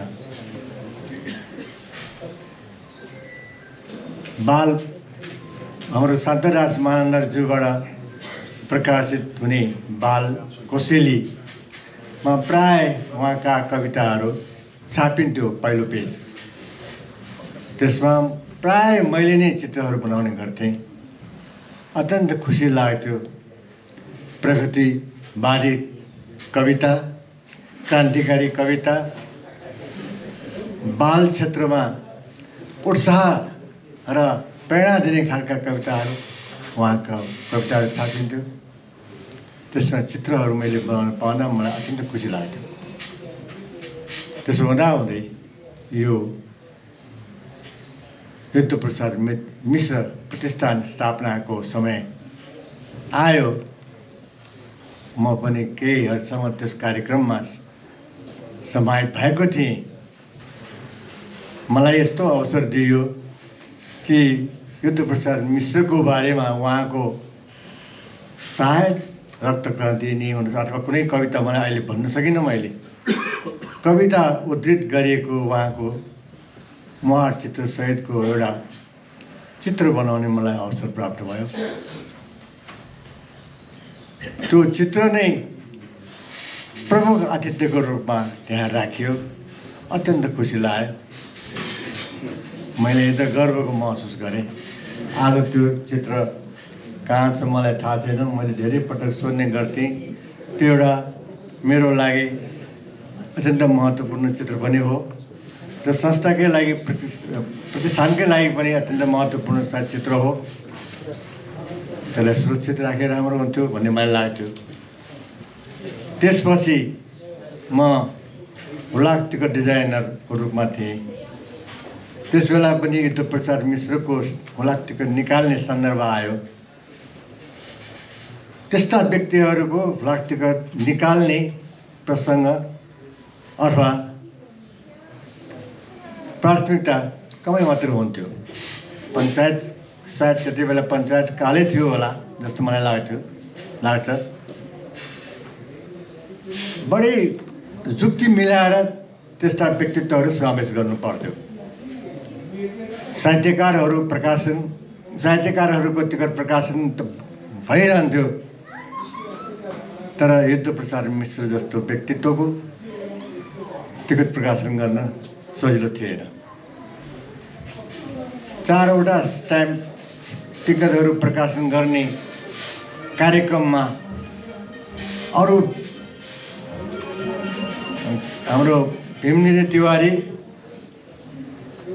मैले के प्रस्ताव गरेँ भने विभिन्न विधाका साहित्यकार अथवा सर्जकहरूको टिकट निकाल्ने भनेर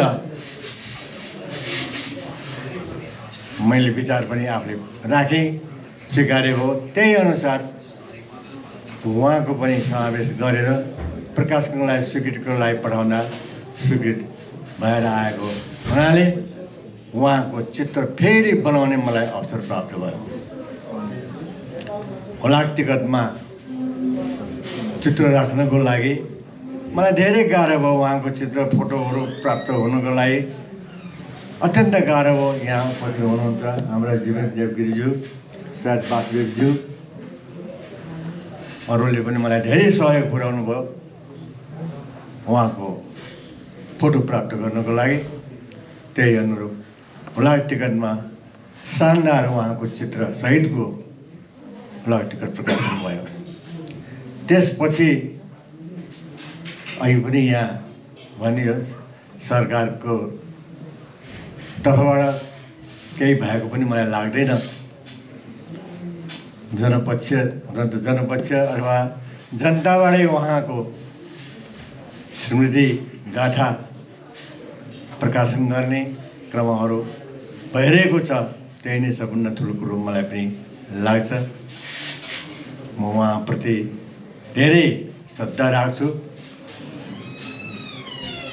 उहाँप्रति मेरो धेरै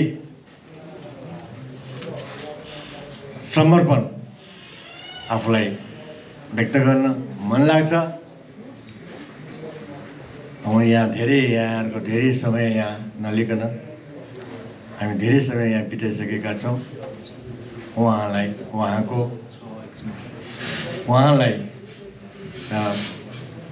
श्रद्धाञ्जली अर्पण गर्दै आज सम्मानित हुने व्यक्तित्वलाई बधाई दिँदै म आफ्नो भनाइ यहाँ अन्त्य गर्न अनुमति चाहन्छु।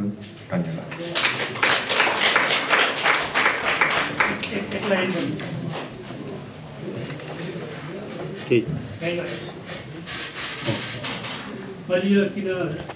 हार्दिक आभार व्यक्त गर्दछौँ आदरणीय व्यक्तित्व, वरिष्ठ कलाकार, यस समारोहका प्रमुख अतिथि के कर्मचारीज्यू, अत्यन्त ऐतिहासिक सन्दर्भ जोडेर युद्ध प्रसाद मिश्रको सम्झना गराउनुभयो र आजको कार्यक्रमलाई गौरवान्वित बनाउन सहयोग गर्नुभएकोमा यहाँहरू सबैलाई हार्दिक धन्यवाद व्यक्त गर्दै अब हामी कार्यक्रम समापन भएपछि खाजा खानेछौँ, सामूहिक तस्बिर खिच्नेछौँ र यो कार्यक्रमलाई समापन गरिदिनु हुन आफ्नो अध्यक्षताको मन्तव्यसहित धन्यवाद ज्ञापनसहित कार्यक्रमलाई समापन गरिदिनु हुन यस प्रतिष्ठानका अध्यक्ष, आजका अध्यक्ष प्राध्यापक डाक्टर लेख प्रसाद निरोलाज्यूलाई हार्दिक अनुरोध गर्दै म यस प्रतिष्ठानको महासचिवको हैसियतले कार्यक्रम चलाउँदा अलिअलि बिचबिचमा गडबडाइजेसन भएका छन्, यसप्रति म अर्कोचोटि परिमार्जन गर्ने बाचा गर्दै ओजेल पर्दछु र अध्यक्षज्यूलाई मञ्च हस्तान्तरण गर्दछु। धन्यवाद।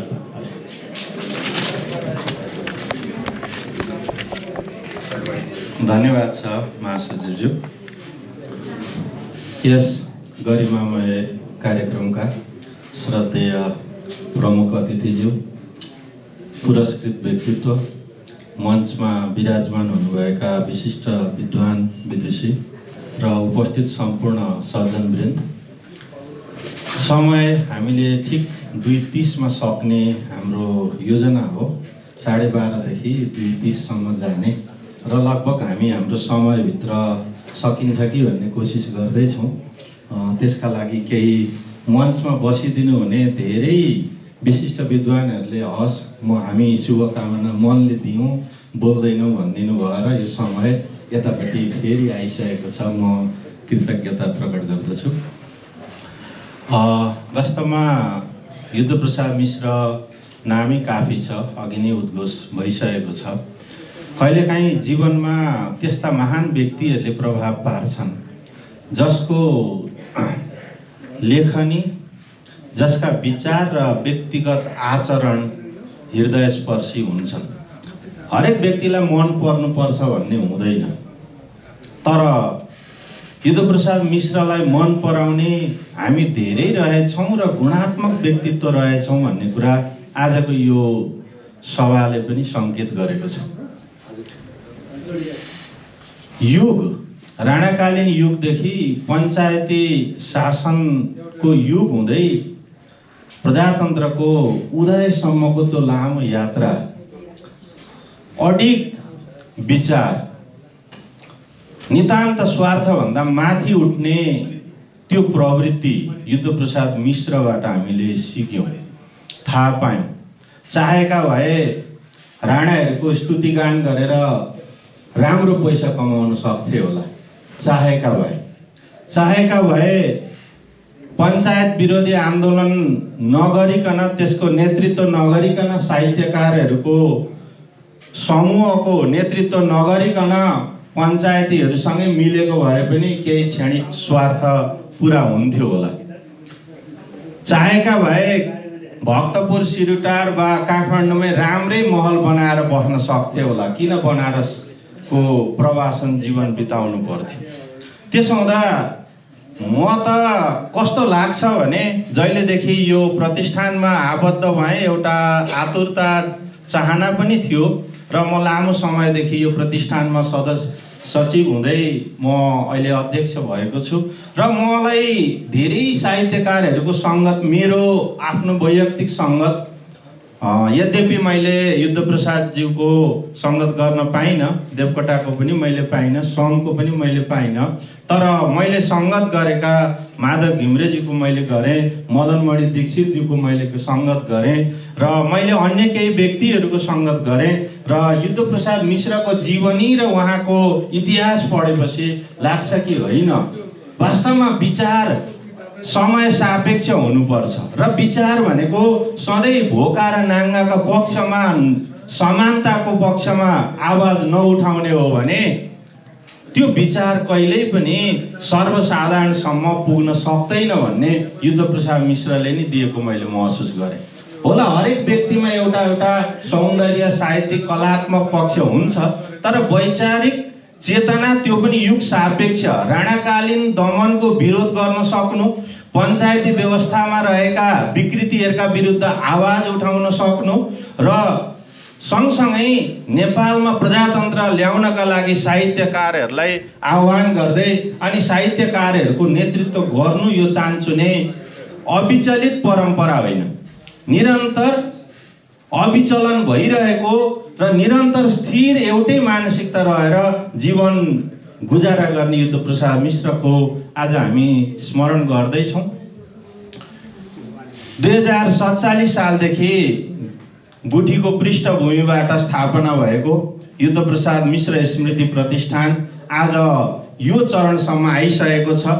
यहाँसम्म आउँदा यहाँ हामीले जुन खालको पुस्तिका बनाएका छौँ, यहाँ अभिलेख हामीले राखेका छौँ। पहिलो संयोजक त्रिरत्न साक्यज्यू हुनुहुन्थ्यो, त्यसपछि यहाँ केवलपुरे किसानज्यूको संयोजकत्वमा भएको छ, त्यसपछि जनकप्रसाद हुमाकाई, त्यसपछि फेरि जनकप्रसाद हुमाकाई र त्यसपछि जनकप्रसाद, 3 कार्यकाल जनकप्रसादज्यूले नेतृत्व गर्नुभएको छ। त्यसपछि गङ्गाप्रसाद उप्रेतीज्यू, त्यसपछि जीवेन्द्रदेव गिरिज्यू, त्यसपछि वासुदेव अधिकारीज्यू, त्यसपछि अनिल पौडेलज्यू र त्यसपछि अनिल पौडेलजीको 2 कार्यकाल, त्यसपछि फणेन्द्रराज निरौलाज्यू लगायत र मसम्म आइपुग्दाखेरि 47 सालदेखिको यहाँसम्मको युद्धप्रसाद मिश्र स्मृति प्रतिष्ठानको यो निरन्तर यात्रामा हेर्ने हो भने हामीले 32 जनालाई पुरस्कार दिएको इतिहास पाउँछौँ युद्धप्रसाद मिश्र प्रतिष्ठानले। अघि पशुपति सरले भन्नुभयो मैले 55 सालमा हो,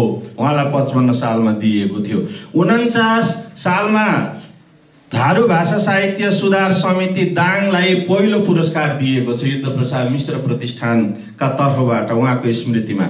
विराट नेपाल भाषा साहित्य गुठी भक्तपुर, कुलमान सिंह भण्डारी, रविलाल अधिकारी हुँदै हुँदै रमेश विकल, निनु चापकाई, साहित्य सन्धा, सुधा त्रिपाठी, केवलपुरे किसान हुँदै हुँदै सिस्नोपानी हुँदै हुँदै गोपी रमण, भैरव रिसाल, शान्तमानवी, शेषमणि लगायतका विभिन्न विद्वानहरूले, मैले सबैको नाम यहाँ लिइनँ, र यी विभिन्न व्यक्ति संस्था विद्वानहरूले पुरस्कार पाउँदै आउनुभएको छ। पुरस्कारको राशि थोरै छ हो, तर पुरस्कारको जुन एउटा गुणवत्ता छ, एउटा स्वच्छता छ, पवित्रता छ र विचार मिसिएको पक्ष छ, त्यो एउटा आफैमा महत्त्वपूर्ण मानिन्छ। त्यसलाई विश्वास गरेर नै हामीले जे जस्तो अहिलेको प्रतिष्ठानको अवस्था छ त्यो अनुसार हामीले आज 31,000 को पुरस्कार अर्पण गर्न पायौँ।